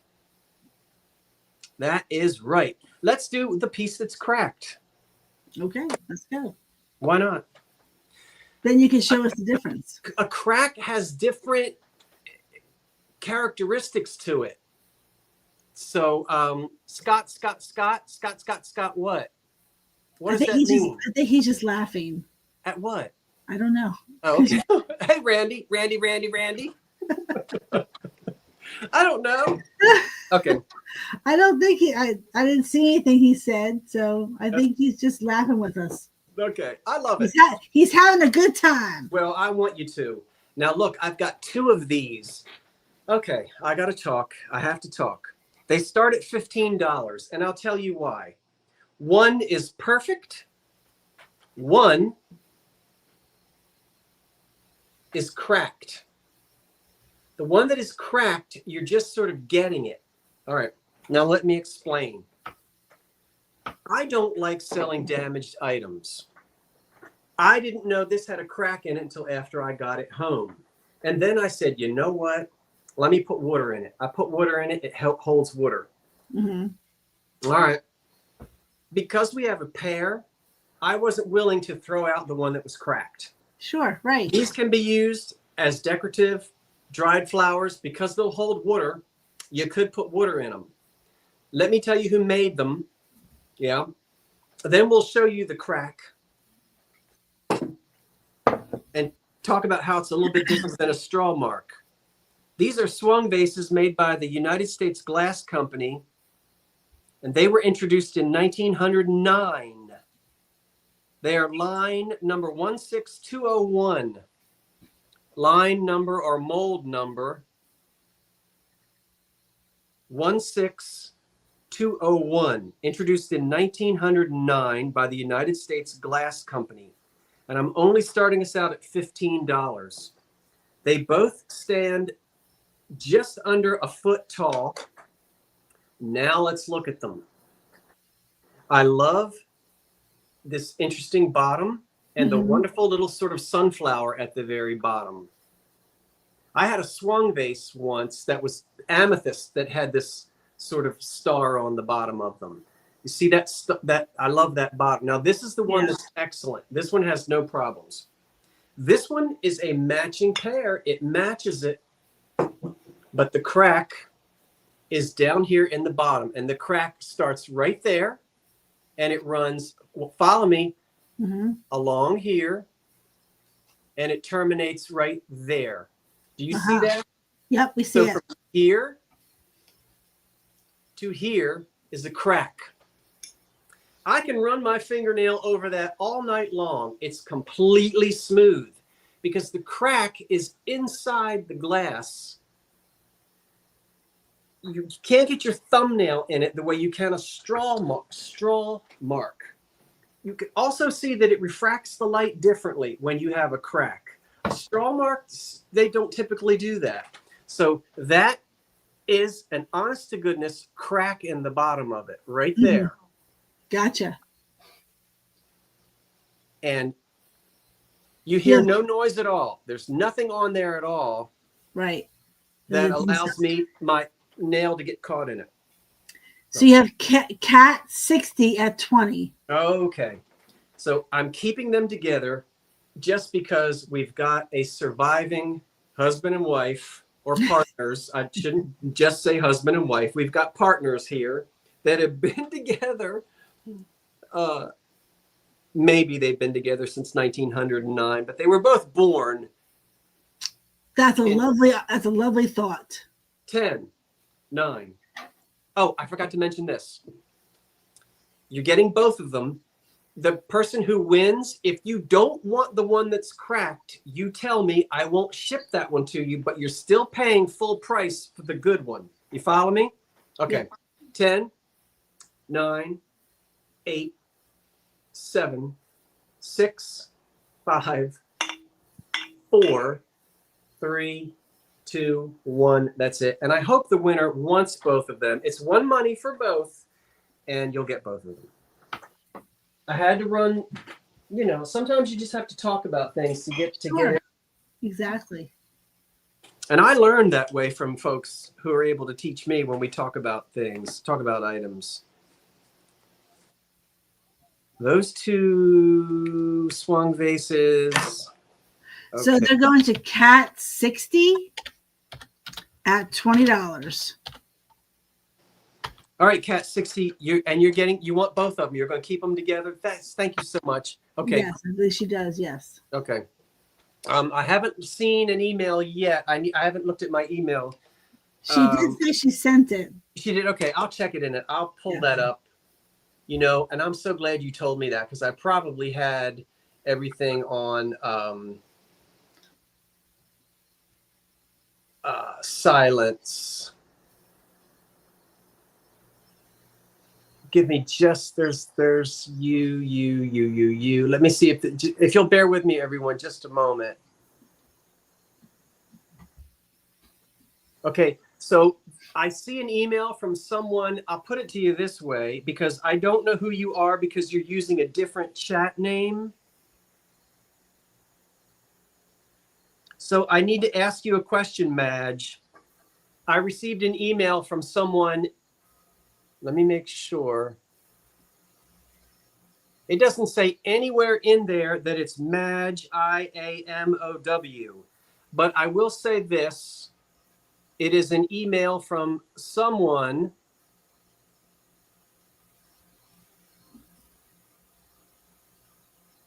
I guess I'll say the state, because Madge, I don't. Does it say? She put it in there. Okay. Yeah. I wasn't even going to say that much, Madge, but put it in there. So now I know who you are, because see, your email gives me your name, but it doesn't say anything about Madge. I'm a woman now. What is it? I'm sorry. I am my own woman now. I'm my own woman, yeah. Or later. We got you, Madge. Thank you. Okay. Yep, I see it. I wasn't going to put I wasn't going to call out, your name, but I see it. Very good. Thank you. We have to straighten those things out, everybody. And I know I appreciate your patience on that. And Heather, you know what I'm talking about. Yes, I do. If I don't have your real name with it, then I don't know. But Madge, we are connected. I've got your info, and I thank you so much. He's got it.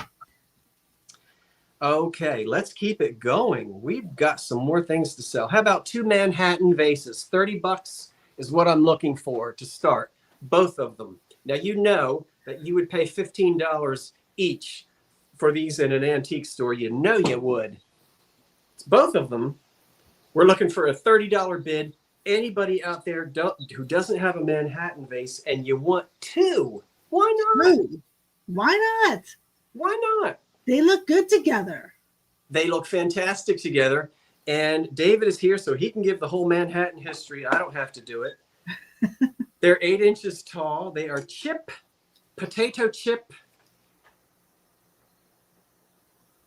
and crack free. And how do we know they're not Park Avenue from the 80s? You know that. Why? The feet. You The got bubbles in them. the little balls around the bottom.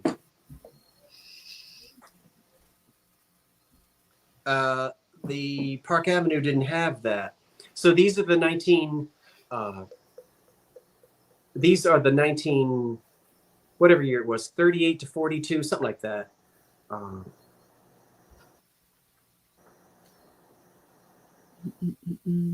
Manhattan vases. I've got cups and saucers coming up in Manhattan as well. But here's a pair of them. If there are any Manhattan collectors. It's interesting because most patterns are less valuable in crystal. You'll find Manhattan, of course, as you know, in pink, but there's just something about the clean deco design of these that the crystal is actually more popular, at least traditionally it has been, than the pink in this pattern. You're using yours right now. Are you drinking out of it, David, or you have a flower arrangement in it? Just going to give it another second. Come on, if there's any interest. If not, we'll move on. $30, 2 Manhattan vases. Again, we're going to wait one more second or two, see if we get any bids on those, and then we'll move on. It's a good price for 2. Good price for 2.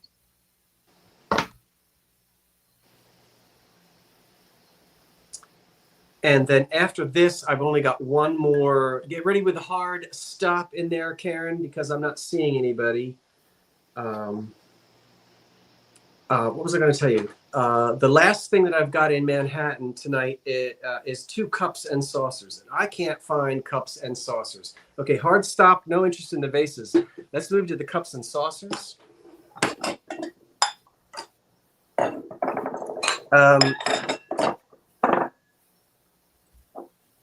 I don't know about the rest of you who collect Manhattan, but I just can't find these. So I have 2. Oh, those are nice with the cups and saucers. Yeah. These are $16 for the pair. They're a nice size too. The cup.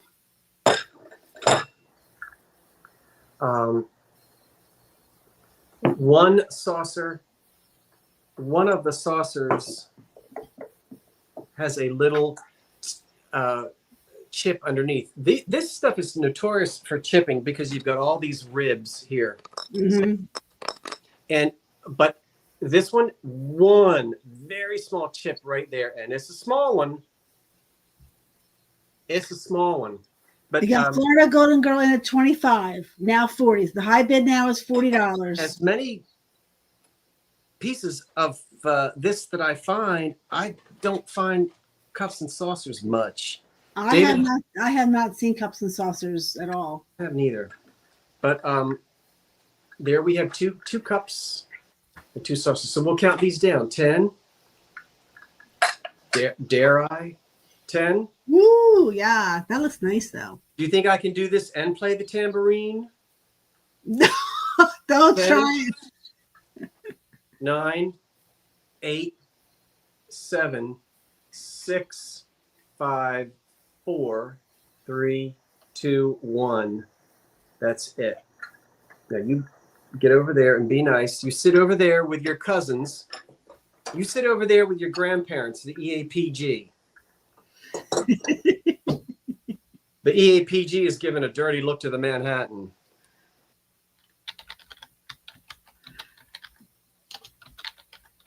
No, it's not. Okay. Waiting for the stop. That is going to Florida Golden Girl at 40.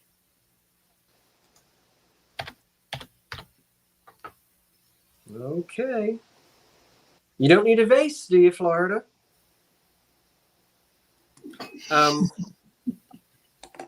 I've got some piddly little things to sell, which when I say piddly, I just mean some small things to sell. Let's see if we have any interest. That's a new word. Piddly? Yeah. Let's see if there's any interest in. Oh, heck. Let's do these little guys. Okay. How about $8 for a sifter with a red handle? Anybody $8? Now, I know you really don't have to sift flour today. Wait a minute. It needs a bit of oil. Well, you know, it's perfectly fine. And there's the net thing in the bottom. What is it called? The screen? I'd say a screen, yes. And of course, it's Bromwell's measuring sifter, guaranteed. 5 cups, 4 cups. Yeah. Yeah, Florida Golden Girl in for $8. And it has a red handle.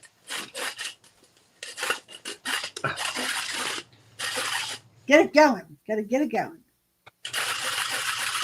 Wait a minute.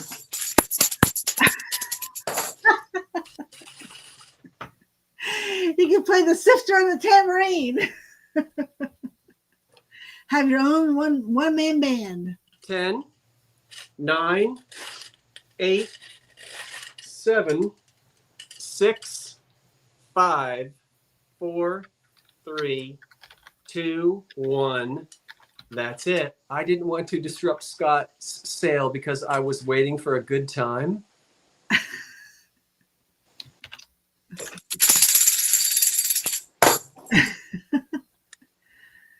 Yes, my trumpet is right. My cornet is right. Don't you even tempt me, Karen. Oh, goodness. Here you go. Okay, the sifter goes to Florida Golden Girl at $8. Yay!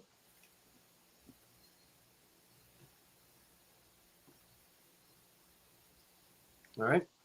How about this? Is the cutest little thing, isn't it? Mm-hmm. And it's $8. And guess what? Chicken butt. Chicken butt. It's marked right there on the bottom. Can you see who made it? I don't know if I can get it. Hazel Atlas. You got it. So it's marked H.A. Hazel Atlas. Hazel Atlas.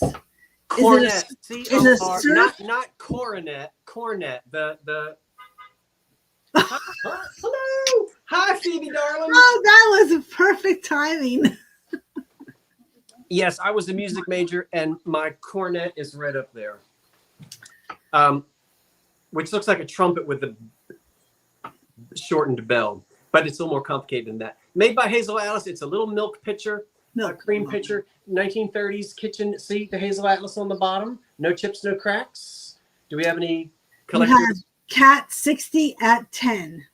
Cat 60 at 10 on the Hazel Atlas little milk pitcher in crystal. And it's chip and crack free. We'll count it down. 10, 9, 8, 7, 6, 5, 4, 3, 2, 1. That's it. No, it doesn't glow.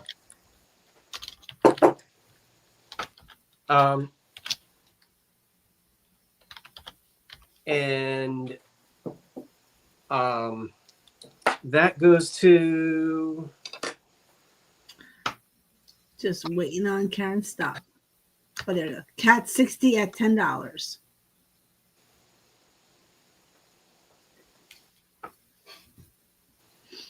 Thank you, Cat 60 at 10. I appreciate it. Now look at this. Now this is funny because I want to know if you guys can figure out what's going on here. I know what's going on here, but I wonder, can you figure out what's going on here? This is $8. It's from the 40s. And there's something funny about this. Now I'm going to turn it this way. I don't know if you'll be, it might be difficult. It might be hard to tell what's funny about it. It has a flat lid. It does have a flat lid. The And wrong. I figured out what the problem is. But the funny thing is these came in graduated sizes. This is the little one. So then you have the next, right? Mm-hmm. That is a lid to the one that is just one bit larger than this.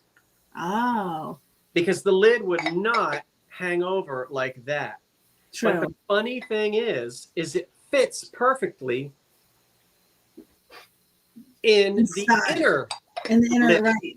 of the lid. Whereas if you had the one that was larger than this, it would fit on the outside. It would fit like that. Gotcha. Okay. You would see? Mm-hmm. So what's funny is we have the little one missing its lid, but we've got the lid from the next one in line, and I love it. So unmarked. It's called Calico Fruit. It's from the 40s. And so these were little refrigerator dishes. It's just so funny to me that will still fit on there and it'll sit on there. Yeah, yeah. But it's not supposed to be on there. So you get to decide. You know, a lot of people just decorate their kitchens with things like this. So yeah, it's in great condition. We'll count it down. Lori carries an 8. Yep. Lori's 10, an 8. 9, 8, 7, 6, 5, 4, 3, 2, 1. That's it. On the Calico Fruit. That's a cute pattern. I love that. I love those 40s primary color patterns.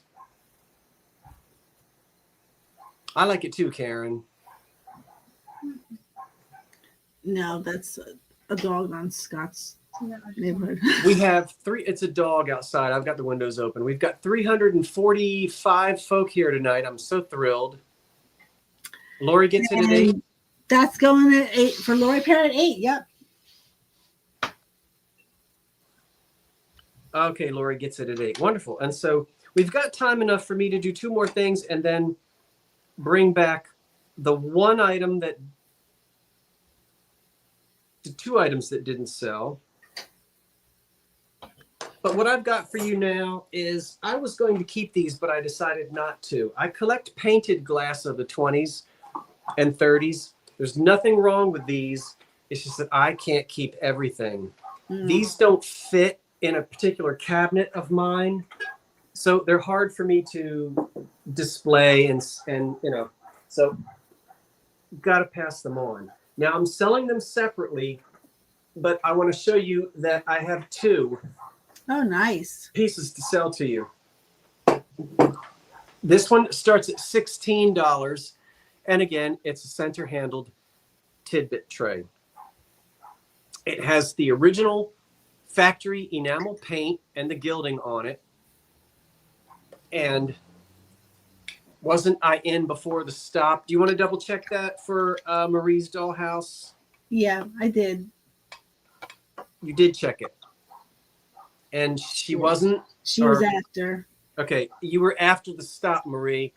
You will, yes, that's exactly how it will show up on your screen, but everybody sees themselves first on their own screen.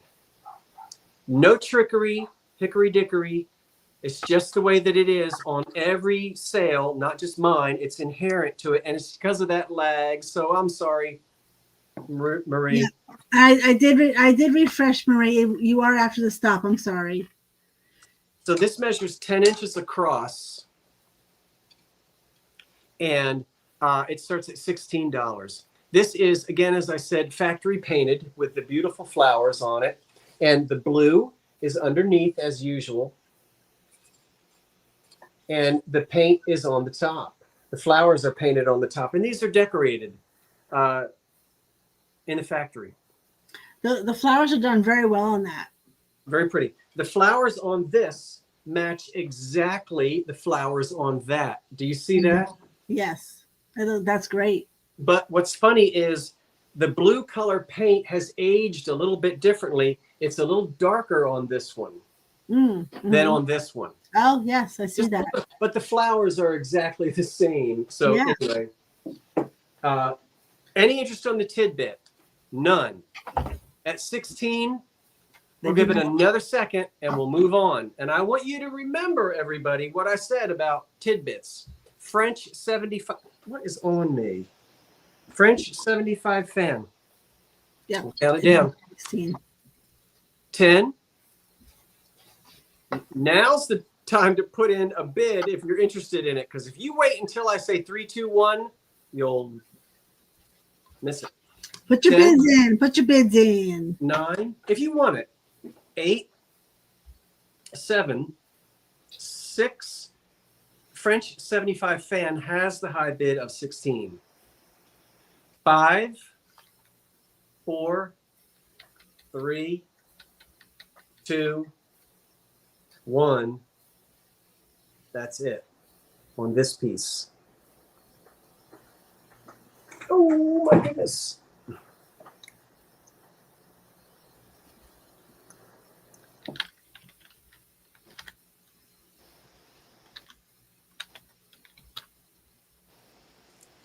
And then we'll do this second piece. Yep, Seth's going to French 75 fan at 16. All right. French, will you send me your information now? And please, in your email, tell me that you are French 75 fan, or else I won't know who you are. Okay. And you know all the stuff to put in there.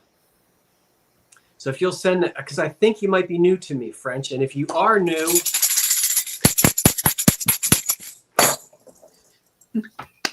that could get real annoying, couldn't it? They said you have it, and I did. So excellent. Okay. Thank you, French 75 fan. I appreciate it. Also at $16, same flowers. The blue is just slightly different. And I think it just aged differently, or maybe they put 2 coats on or whatever. But I think these were decorated maybe by the same person, or at least in the same factory, because these flowers are absolutely the same as the flowers on the other piece that I just sold. So you have a console bowl and in depression glass, and it measures 10 inches across, and it stands 3.5 inches tall.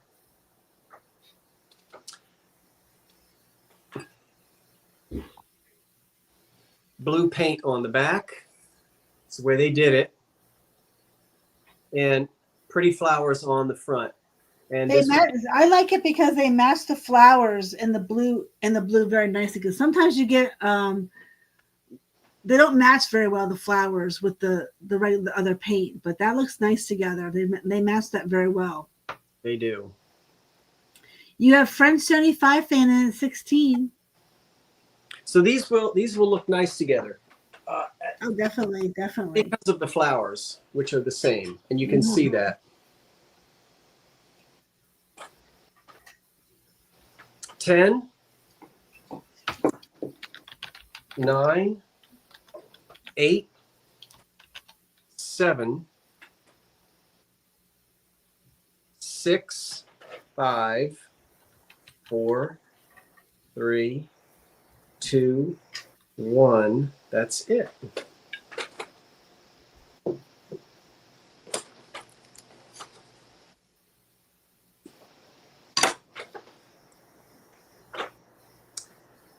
Oh. Oh.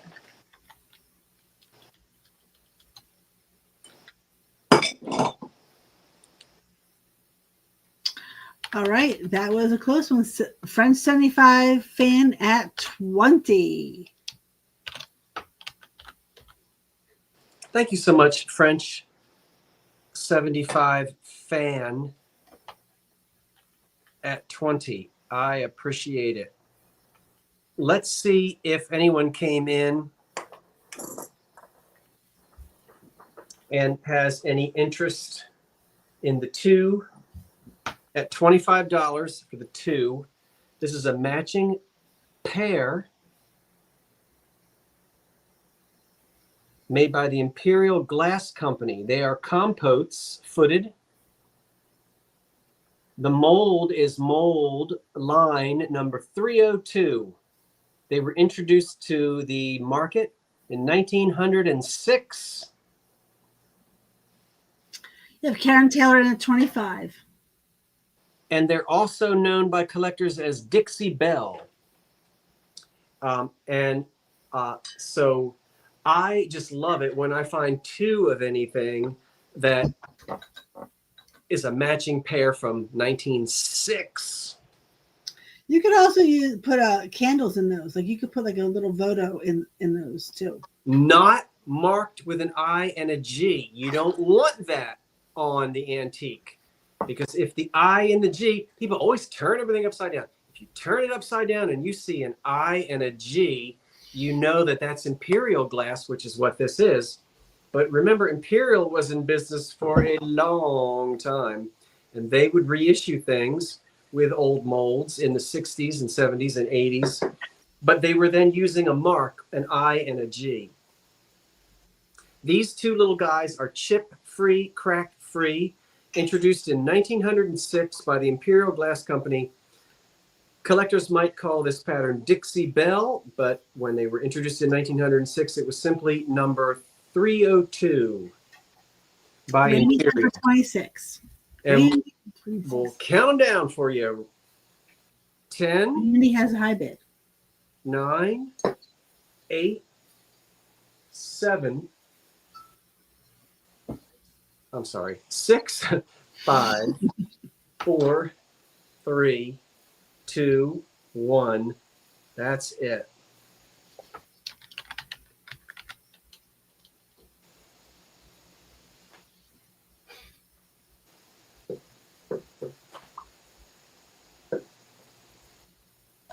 And I'll tell you what we'll do. Let me tell you what we'll do.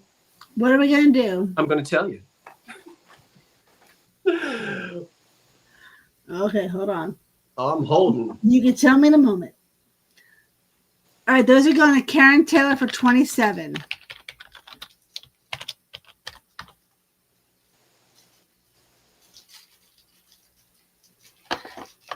Hello, Dee. Thanks, Karen. Taylor, at 27, you're getting both of them. Karen was first on that one. Yeah. We're going to wrap it up, but we're going to talk for a minute. So don't go away, everybody. We still have 326 folk here tonight, and I'm thrilled. We had the only thing I have that did not sell are the two Manhattan vases at $30 for the two of them. So, and we just had them, so I don't think there's any interest because nobody wanted to jump on it. I think maybe both. Oh, Karen put that in. Okay, well, then we'll go ahead and do it. That's fine. We'll give it just a second. In fact, $30, two Manhattan vases, if anyone happens to be interested in them. And that'll be it. So we'll just watch for a minute and see if a $30 bid comes in for the two Manhattans. And if it doesn't, then we'll bring those back another time. But we're absolutely fine because it's on my clock. It says 9:59. 9:59. How do we do it? We only do it because you guys are so fantastic. That's how we do it. Try to stick to a schedule and keep to it. I'm so thrilled.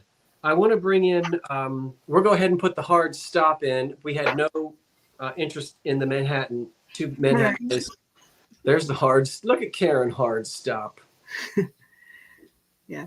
I just wanted to confirm something. Rhonda, yeah, you came in right after Karen Taylor. So Karen Taylor was the first one in with the 27. So, okay. And Karen Williams did confirm that for me. Well, now Karen Taylor saying if Rhonda really wants them, she can have them. So, Well,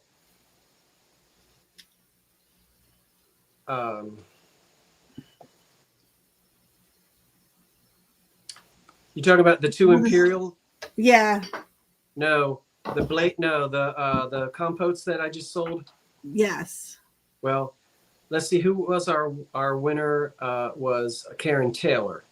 Karen Taylor was the winner, correct? Okay, then Karen Taylor gets them both at 27, right? Yep. Correct. Yes.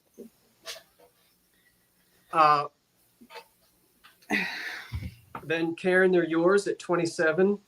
Those two composts. Let's Yes. bring in Heather. We're going to talk for a minute, Hello. but let's do this part first.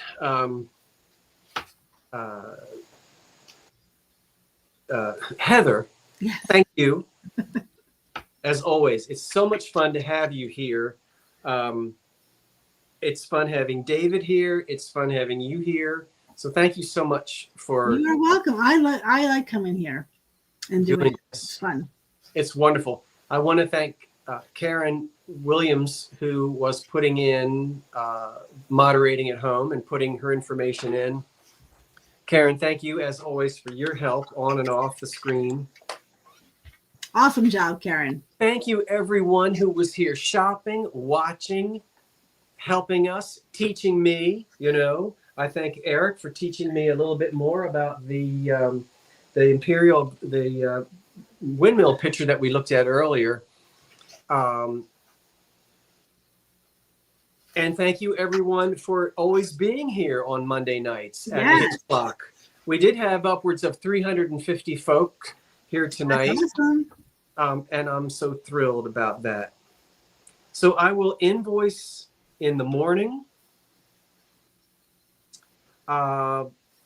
Let's talk about what's coming up. Heather, how about you talk about anything special that's coming up with you and Shane on your channel? Okay, well, we have our regular sale, which is tomorrow night at 6:15. Then what else we got going on, Shane? we are going to have an autumn sale, but we're thinking of it's going to be more like in September, like the first or the second week in September. We're thinking we're going to have our autumn sale. So, yeah, like the second or third week. Yeah, either the second or third week in September, we're going to have an autumn sale. And it's business as usual on the Tuesdays, every Tuesday at 6:15. We might have some clothing sales going on, a book sale. We got books out the wazoos. We're adding some books to our sales. Brooches. We add brooches sometimes when we have brooches. We're gonna do. You have brooches? Yes. Look at Scott's brooch. I told him he should put it on. Well, I don't know how to do that. I'm not good with that kind of stuff. Okay. You ladies are better with little pins and little things. I don't know. Like men fall to pieces when we have to. I remember when we were at Ocean Grove and we had our ribbons. Oh yeah. I don't know what it is about men, but we fall to pieces when we have to pin anything. I'm like, so I went right to my mother. Mother, pin this on me. She said, "Come here." Yes. Thank you, Miss Jackie. Yes, I do like brooch. I usually wear a brooch most of the times. I like to, jazz up my thing. But yeah, that's a very pretty brooch. So that's what you've got on coming up on your channel. Okay. Yes. Yep. Next Monday night, join me and Patrick, the trusty huckster. Mm-hmm. Yes. Yep.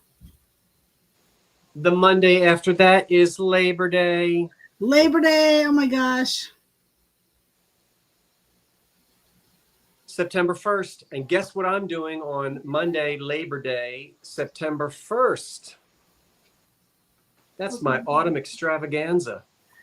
Extravaganza. I'll be sitting here in my pumpkin spice shirt already. And September 1st, so 2 weeks from tonight, autumn extravaganza. Yes. And some of it will be listed online. Oh, I forgot to tell you. What? Tomorrow at 3 o'clock, I've got a drop sale. Oh, good. Tomorrow at 3 o'clock. I hear you, Norma, about this brooch. I'm not ready to sell it tonight because I don't know what it is. I can't read. There's stuff on the back of it, but I have to get a magnifying glass, Norma. What was I going to? So tomorrow at 3 o'clock in the afternoon, a drop sale will drop right here on my channel. At 3 o'clock, I did a little bit of a preview today. So if you want to see some of the items that are going to be in that drop sale, drop it like it's hot, go and watch the video that I posted, shameless promotion, that I posted this afternoon, and you'll see about 6 of the items. There will be more than that, but there will be, so that's tomorrow at 3 o'clock.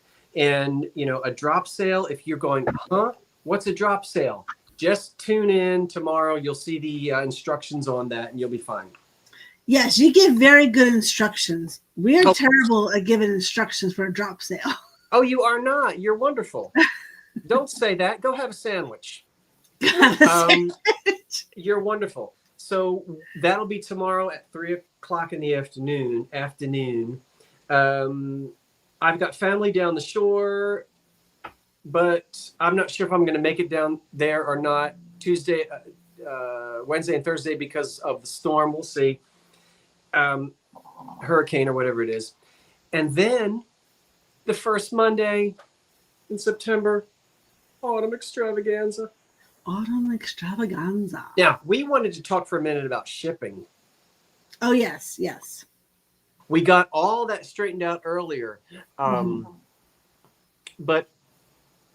I guess a lot of you know that shipping is based upon the size of your box and how big it is. Mm-hmm. Now, Heather and I were shipping something, but Heather's box was smaller and lighter. Right. And that's the reason why her shipping charge was less than mine. Correct. My box was bigger and heavier, and the shipping goes up. Right. Yep. Yeah. And a lot of it is the weight. Is the weight of it is what really sets it off, I think. And tell them the interesting thing about you went on one night, went back the next day. Oh, yes. Yeah, that was very interesting because Sunday night I was catching up on the last minute of the invoices, and I put in the shipping. There's Shane. She's saying good night. Good night. Hi, Shane. I went in and this was it had to go UPS, and it was one amount Sunday night. And then Monday morning, I went in and it completely changed. And it was so much cheaper. I was like, what the heck just happened? And I think UPS made some changes or something because then the economy popped up. And I've never really seen economy popped up on UPS. So something happened there with UPS that they either lowered their prices tremendously or something. They reconfigured something. But normally, when you get an invoice, you have one shipping. A lot of times when you go in to buy it, sometimes it does change. It does change, and then we will. It's got right. We'll give you the credit if it's for that if it's a difference there. But oh yeah, but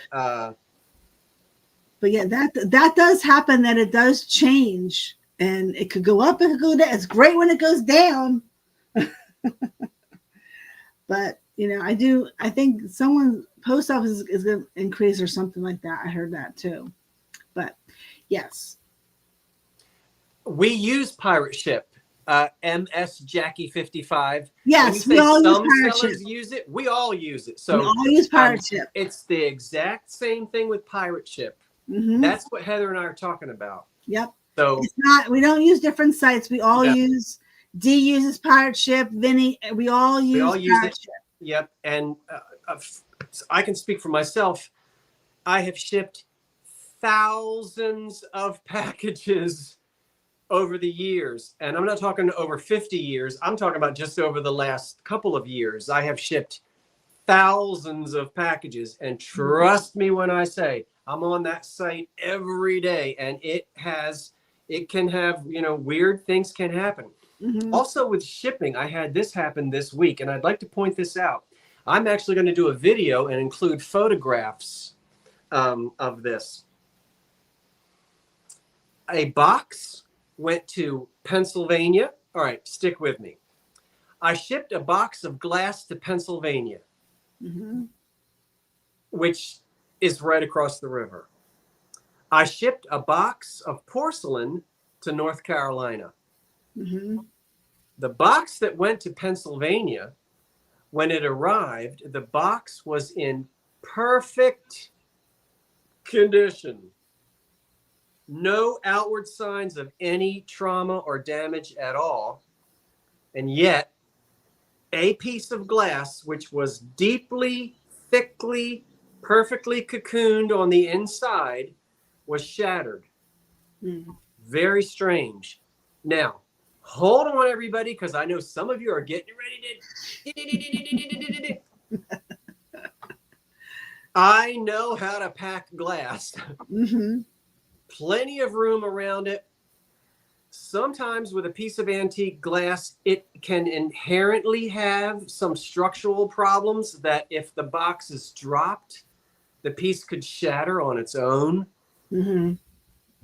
Sometimes it's in a 60-degree air-conditioned post office, and then it gets put in a 100-degree moving van, and it breaks in the box. Things happen. It's not always heat, but sometimes it can be. Now, let me tell you about the box that went to the south, the piece of porcelain.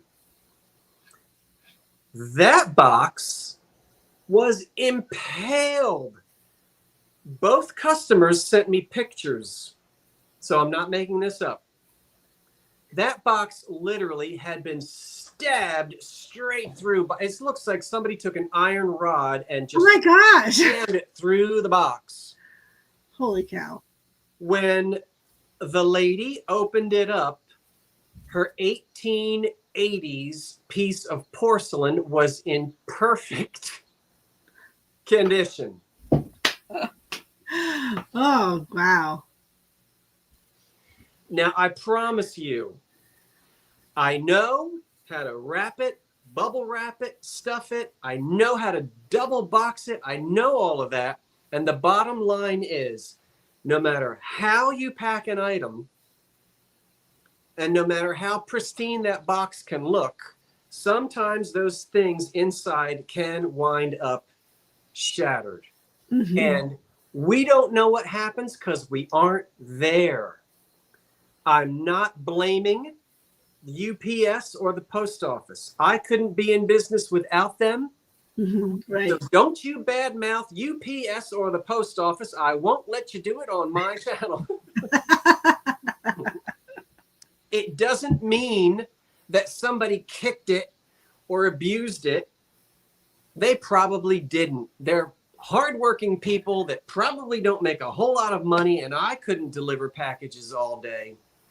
But things happen with machines, with loading docks, with temperature changes. Stuff happens, and sometimes things break.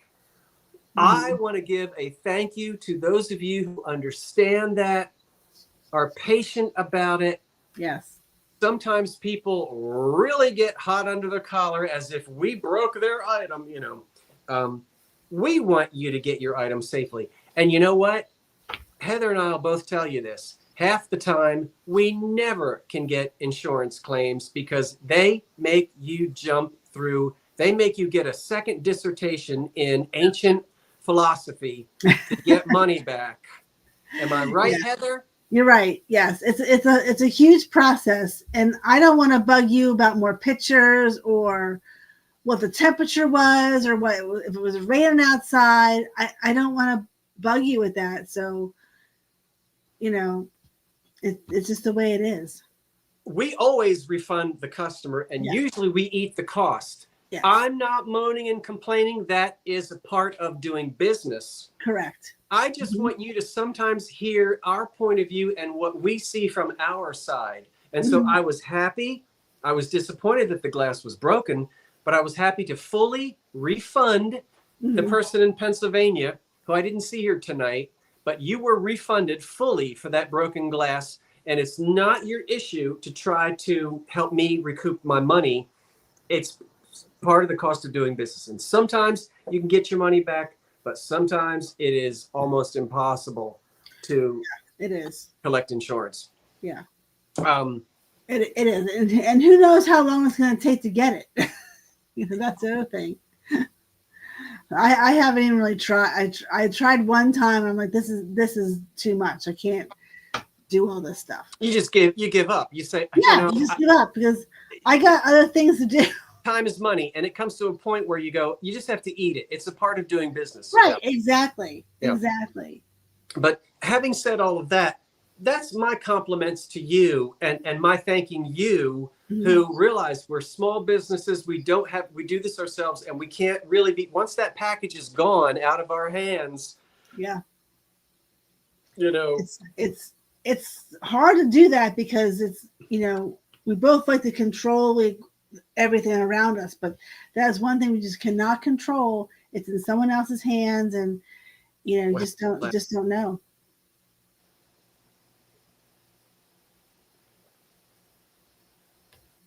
Are you still talking? Something froze there. Are you there? You are. Okay, I'm sorry. Right here. I was reading something. Oh, I'm sorry. I thought I was watching you on the other screen, and I saw the lag on there. So I'm just curious, and I thank you everybody for letting us kind of talk about that for a minute. Yeah, that's true too, PLK. That's an important point. I'll paraphrase. I might live in Jersey City, New Jersey. You might live in Manhattan. You would think that the package from Manhattan is coming right across the Hudson into Jersey City. Oh, right, right. That package might go to Texas first and then to Jersey City. Yeah, I love to watch when I go to check on the packages and I see what the tracking is. I'm like, why is it all the way up there? They're over here. What's happening? It's funny. It's fun to watch that, especially when that UPS place, I think last year, had that big fire and they had to reroute everything. And that was like, it went all the way down to Nashville, like down here, and then back up again. It was crazy. Yeah. There's just so many variables, and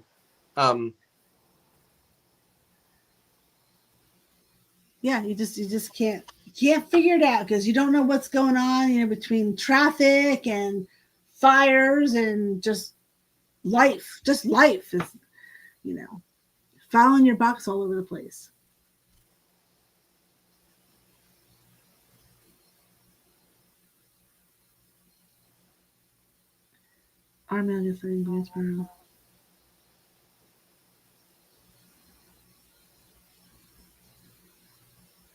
Yeah, David wants more tambourine. David, just you wait until our meetup, because I don't have one tambourine. I have.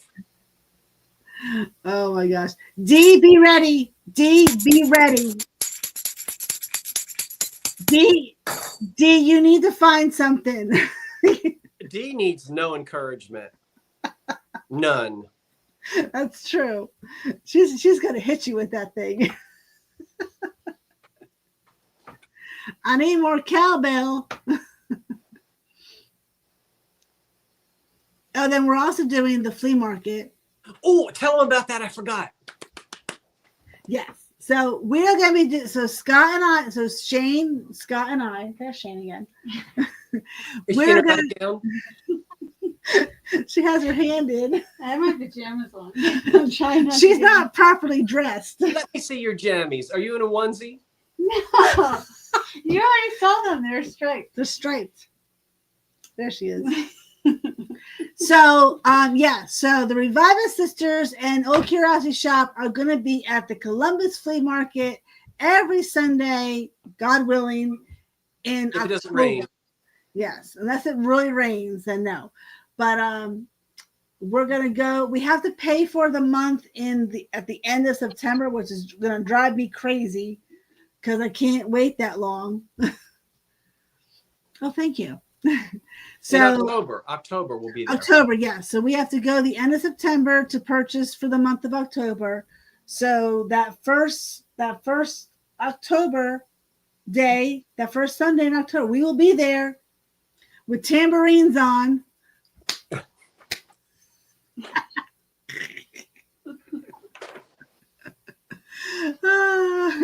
Again, this year we will have a secret phrase. Mm-hmm. Remember, we don't know who you are. Right. You know who we are. But if you walk up to us and whisper in one of our ears the secret phrase, we will have prizes for you. Mm-hmm, we will. Yes, we will. All of the chipped and broken glass that we cannot sell. Exactly. Yeah, so it's going to be fun. I'm praying for good weather. I think it's going to be a lot. We had a lot of fun last time, so we're going to get 2 spots, and we're going to pay for it ahead of time so we don't have to get there so early and have anxiety about not getting in.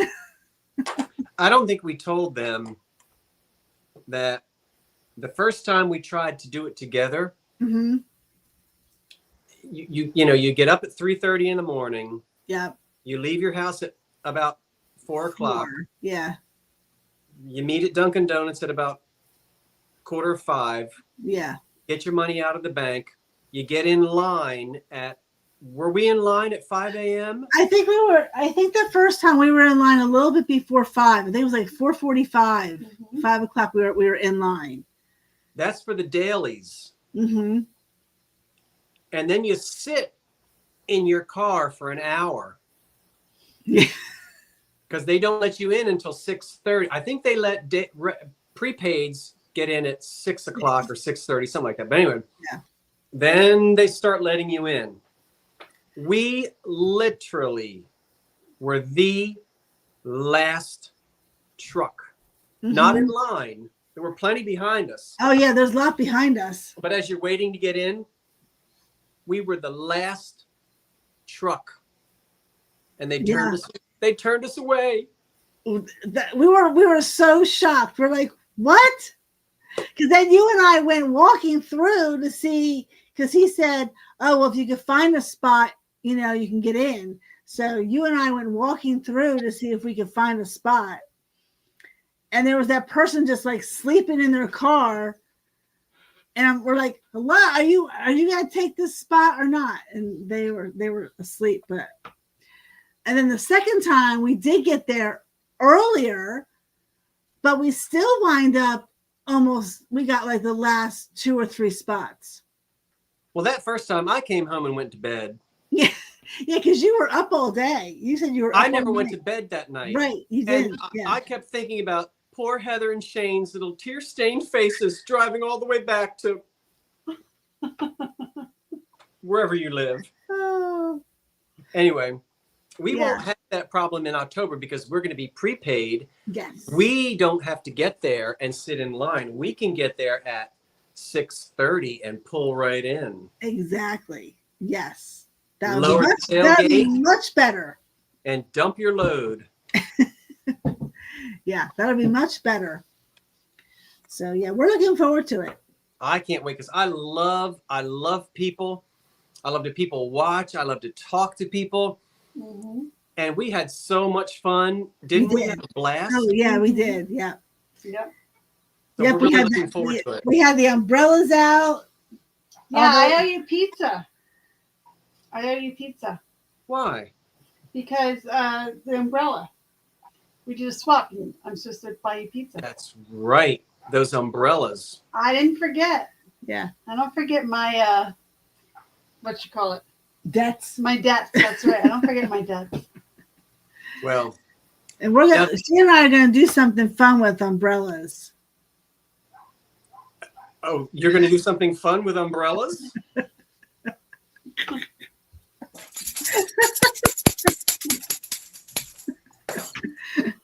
Will I need dollar bills? No.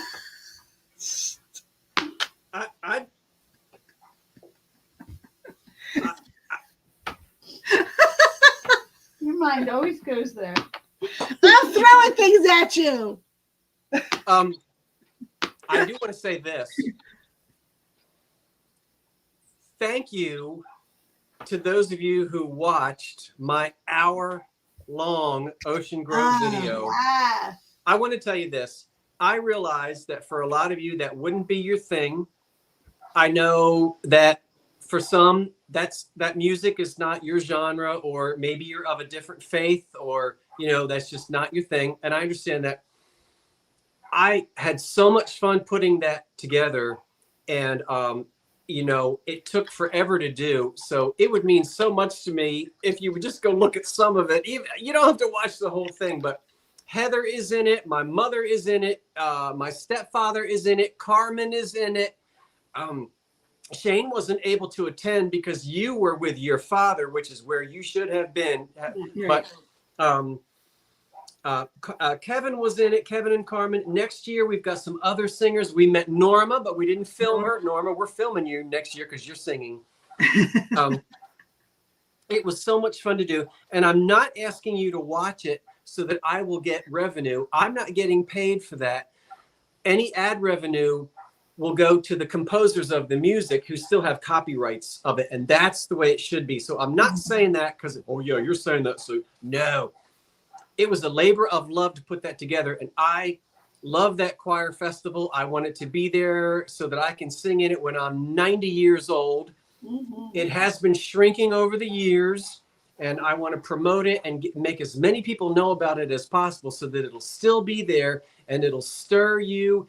Heather, weren't you just stirred by that? Oh, it was incredible. Just the sound coming out of the auditorium and just how it just like lofted through the whole town was you can't describe the feeling. It just like it got into your bones. It just got into you.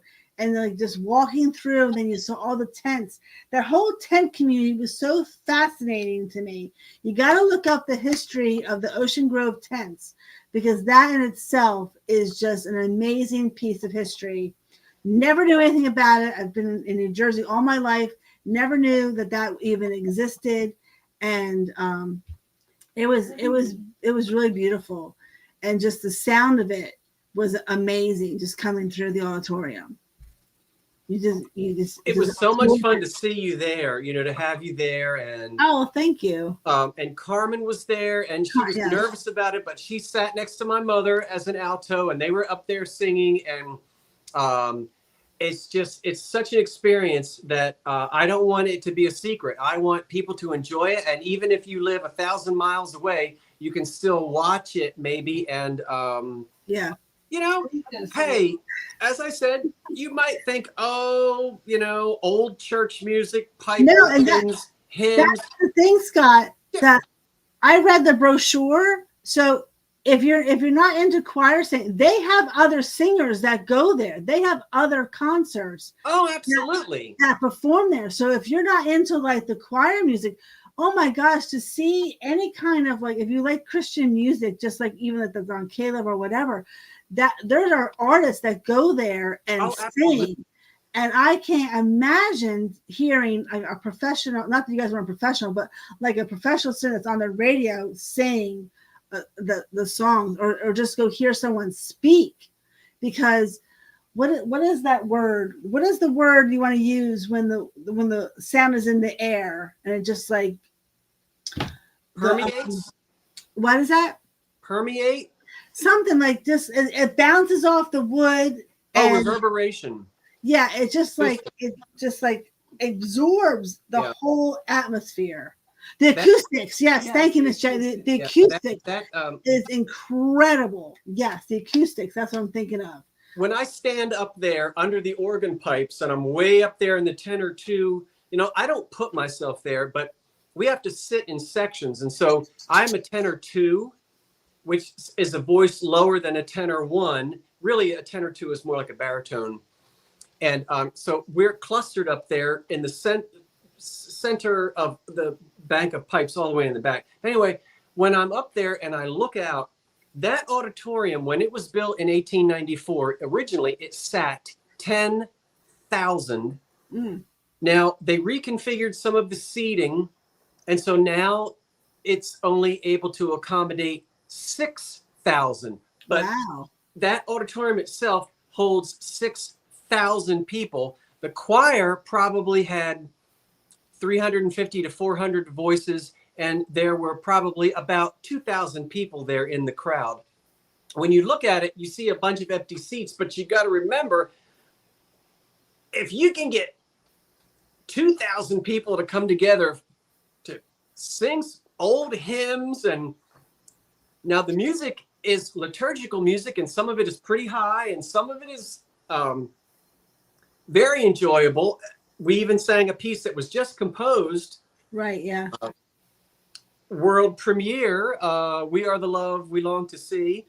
And anyway, as I started to say, when I'm up there, I think of those who performed in that. The great Enrico Caruso sang there. Madame Ernestine Schumann-Heink sang there. Amelita Galli-Curci sang there. 8 presidents, including McKinley, spoke there. Right. When you know the history of that building, you just go, I can't believe I'm here and I'm a part of this. Right. It's so much fun. Thank you, everybody who said that you were watching. I know some of you watched it live and you were singing along, and it meant a lot to me to know that more people are learning about it and maybe are being moved by the music and the experience. Mm-hmm. Yes. I loved it. I watched it this morning. I can't wait to have you there next year, Shane. Me too. I can't wait to be there. Yeah, it's going to be nice. I'm not singing though. Heather can sing. Yeah. Heather, did you notice I did cut out your singing? Yeah. Thank you. But not on purpose. It just didn't fit. It just didn't fit. Oh. Heather said, shit. I didn't know that was happening when I was doing that. You I did sounded not know. And then when I rewatched the video, I was like, oh my gosh, you can hear me singing. To our creator's ears, your voice is as beautiful as any voice ever. So thank you. Yeah. Well, don't thank me. No, I didn't purposely cut it out, but it didn't fit in. That's perfectly fine, because I probably would have fell on the floor.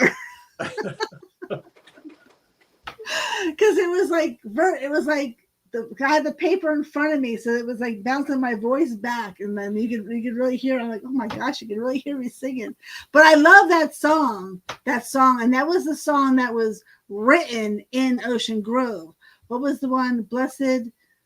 Probably blessed assurance. Blessed assurance, yes. And I love that hymn, so I knew it. So I Fanny Crosby. Yes, because it was written there at that town, which was amazing to me. That history about her and how she wrote all those hymns, and that she was blind and all that kind of stuff. Yeah. Yes. Not only near Asbury, but you can walk to Asbury. They're all connected. So you have Asbury Park, Ocean Grove, and Bradley Beach. Ocean Grove in the middle, and you can literally walk on the boardwalk from one. Now there is a little bit of a break in between. You got to go around some, but they're literally right next to each other. That's the way the Jersey Shore is. They're just most of the towns are all just one right after another, all up and down the shore. Now you're headed to LBI, you hope, this week. You look out for the waves. I'm thinking I like hurricanes. I like watching, being from there. It's like I like watching the waves and stuff. So I might head down there and yeah, just to see that. All right. Well, good for you. I need to collect more shells, because the other thing I was inspired by at the Centennial Cottage was all the shells that they put in all the vases. And I actually did that to a couple of things that I had, not realizing that was actually a style that they did, or they always decorated with seashells. And in that first room, how they had all these seashells in like really cool EAPG vases and stuff like that. So I got inspired by that. So I need to go get some more seashells. Nice. Good. They're beautiful to decorate with. Yeah. All right. Well, that's it. So we'll say goodnight. Yes. Thank you, Good night, thank you, thank you, everyone. thank you. Yes. So See y'all later. everybody put your goodbyes in there. We'll give you a second. I know you like to say goodbye to everybody, and we'll let everybody say goodbye. We'll give you a second to do that, and then we will tune out. I may have to close my windows. It's chilly in this house tonight. Yeah, I think the hurricane's is gonna skid by us, but North Carolina, the Outer Banks is gonna get a little bit, but no direct hit, which is good. So it's a pretty big hurricane. But have a good night, everyone.